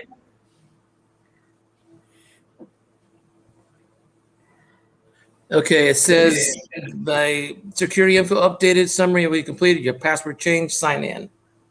Okay, so we're whatever you're looking at right now, sign in there. It's okay to sign in there. Do a complete sign in, and then after you sign in there, go to the broken laptop and try to sign in with that. Okay, it says Microsoft sign in, email, phone, or Skype. No account, create one. We already got the account, right? Sign in with hello or security key. Are you doing this on your phone, or are you doing this on another computer? Another computer. Another computer? Okay, so what you want to do is you want to sign in, but none of those options here. Hold on, just let me I'm going to send you another link right now real quick. Hold on. Live account sign in. Oh, you could sign in. Oh, you could sign in email. Yeah, you could do that. Sign in email. That's fine. You just want to sign into your account, your live account. So it's okay. So go in my email and put it in there. Yeah. So go. Oh, what the heck? Hold on. I thought I did enter. At the bottom it says sign in options too. Man, it'd be easier if I could see a screen. What? Oh, okay. Let's see here. So sign in. So you just want to go to this where I sent you to this screen here. Hold on. I'm gonna put the link in the chat. Paste. Plop. There it is in the chat.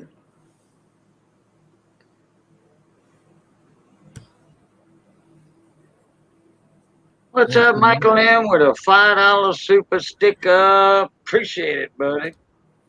Okay, it says one account for all things Microsoft, one account, place manage it all. Welcome to your account dashboard. Yes, sign perfect. Sign in? Sign in. Yes, sign in. It goes back to the same screen where it says Microsoft sign in, email, phone, or Skype. Email. Okay.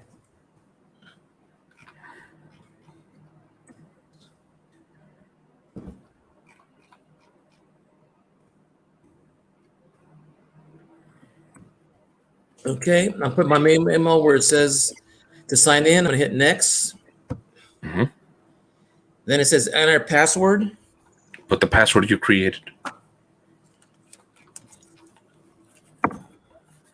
Good to see you again too, Rocket. I'm signing in. Howdy. Okay, it says Microsoft, my email, stay in signed with a question mark. Stay signed so that you don't have to sign in again next time. Don't show this again. Yes or no? I don't know if you want to do that on that computer. No, I don't want to. Yeah. No, so click no or cancel or whatever it's giving you. No, yeah. Yeah, hit no. Man, Michael M just gave you a $19.99 super chat. What's up? Michael M, I don't know how y'all seeing this before I am. Michael M with another $20 super sticker. It says What's Microsoft going account, my on? info, privacy, security, rewards, payment bill. Yeah, that's okay. That's okay. That means you're in. You've signed in on that computer. So now go to the broken computer and sign in with that email and password that you just signed in there. With my email? Yeah, sign into that computer the same way you signed in there. So use the same password. Okay. I don't have the screen on my laptop. It just has the wallpaper and where I put my password in. Yeah, just type in the password that you typed in that you just created. You know, the new one you just wrote down? Right. Type it in there in where it's asking you for the password. Okay. Yeah, Michael M starting to start a super sticker train here going on. Yeah, nice. Thank you, Michael. It's real kind of you. He could go buy himself some roll of coins now. Look for some silver. Luck of the Irish again, which is I think Michael M. I think he is the Luck of the Irish. That's his other channel, Luck of the Irish. He used to come in on my panels all the time, too. I think he was, shooting the breeze and all that and everything. Luck of the Irish, good people. Okay, I put the password in, and now it says, just a moment. Okay. That means it's working. Come on, guys. Let's send some positive vibes. Yeah, good vibes. Good vibes to Hector. Good vibes to Hector. I need as much as I can right now. Well, like my dad used to say, dale gas, hombre. Dale gas. Échale ganas. O con ganas. Do you know where your family's from, Ed? Guadalajara, Jalisco. Well, actually, from a small town called Atamajac. But yeah, I gotta look it up because I was planning to go to Mexico this Christmas, but my cousin's kind of backing out a little bit. Oh man, dude. Unfortunately, my wife died. Oh look! Oh, I'm sorry to hear that, man. Your wife passed away. Oh no! Who? Luck of the Irish. Man. Yeah. Oh man, dude. No bueno. Man, dude. Man. I'm sorry, Luck of the Irish. Man, dude, I saw this gentleman on social media, and he was talking about that. I got all emotional about it, man. I had to walk away. I couldn't watch that video no more. I was like, I had to stop because, man, for me, my wife's my best friend. She's my everything. Man, I'm so sorry. I can't imagine that. My wife lost her cousin last year, and her husband was a friend of mine since we were little kids. And but not even 3 weeks after his wife passed away, she died of cancer on the second time she got cancer. Oh, wow. And he was struggling with her, taking her to the appointments. This is going on for like 2 or 3 years, and then she was better for a few years more, and then she got tired one night, and one day she sits down at the couch, and she wanted to get up, but she couldn't get out of the couch. So he goes over there and helps her, and guess what? He breaks her arm. Oh my God! He felt so bad, and the reason why he broke his arm is because the cancer had moved into the bone and made it brittle. So it wasn't his fault, and the doctors tried to tell him that, and he even told me one time, goes, I really feel bad that I hurt my wife so much, and I said, no, dude, don't even think that. I mean, if the doctors tell you something, it's because it's not for your good; it's because it was the truth. Yeah. And 3 weeks later, he shows up at my front door. Big old pain and everything. And I go, Charlie, and this is the middle of the pandemic, right? And I couldn't invite him in. I couldn't go outside. I couldn't shake his hand. I couldn't give him a hug. Nothing.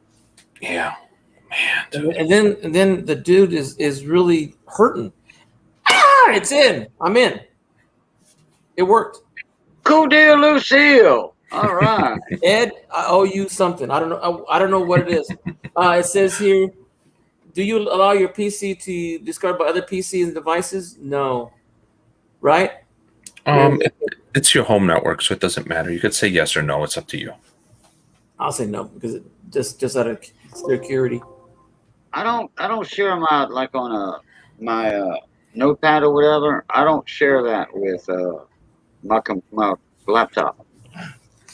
Let me move my computer back to where I was at in the kitchen. But that's just me. Ed, if ever. Oh man, I owe you, man. It's sent me some trouble.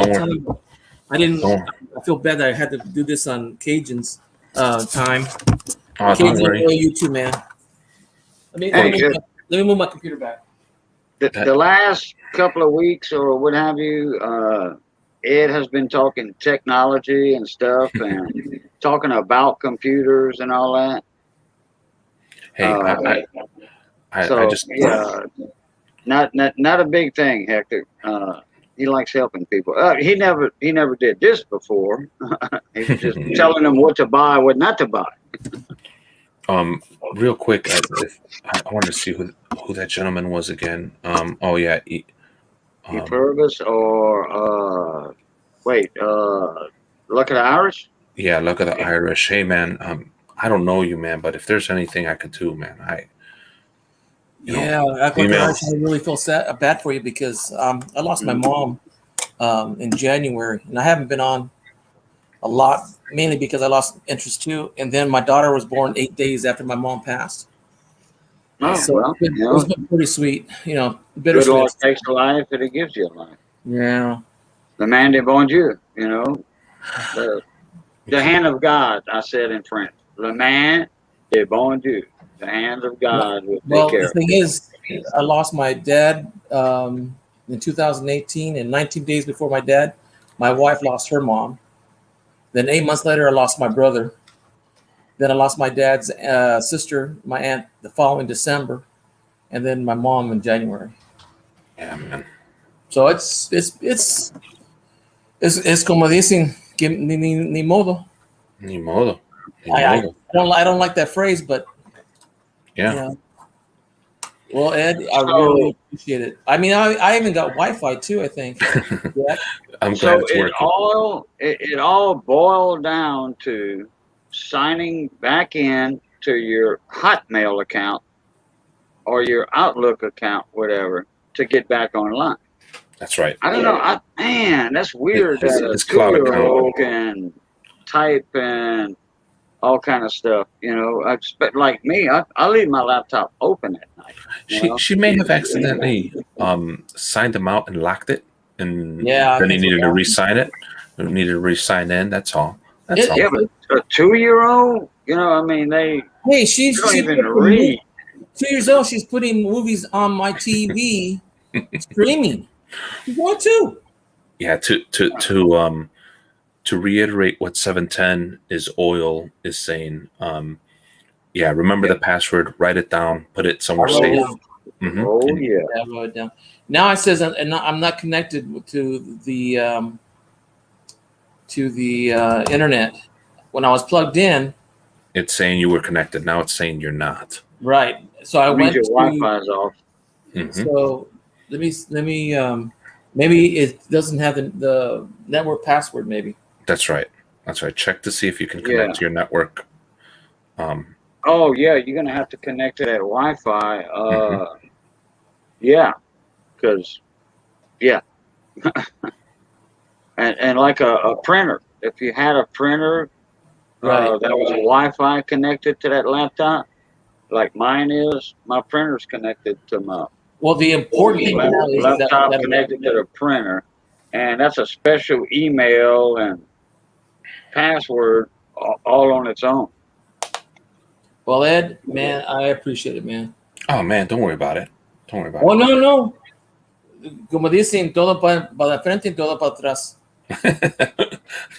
Well, hey guys, I am gonna go to bed though. It is 2:30. Yeah, man. 2:30 a.m. and I do got to work tomorrow.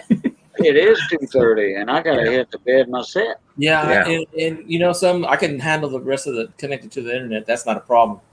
But I really appreciate it, there, Ed. Email everybody me. in chat, thank you for being patient with us. I really appreciate it. You guys are good people. Ay, Dios mío.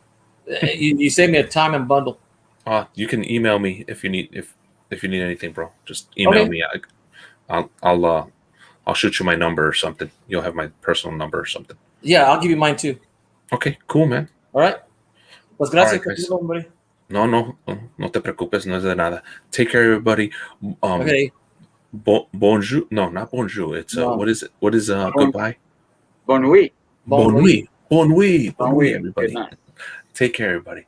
Have a good one. It's Ed, the Old Tech Guy, signing off. All right, Ed, I thank you for coming in. Hector, too. And as always, guys, look here. Love, peace, and crackling grease. We'll catch y'all. Pluto. Later. Pluto. Wash your hands and stay safe and hug you people. Hug your people. Thank you. True. Good night. And wash y'all hands. No kissy kissy.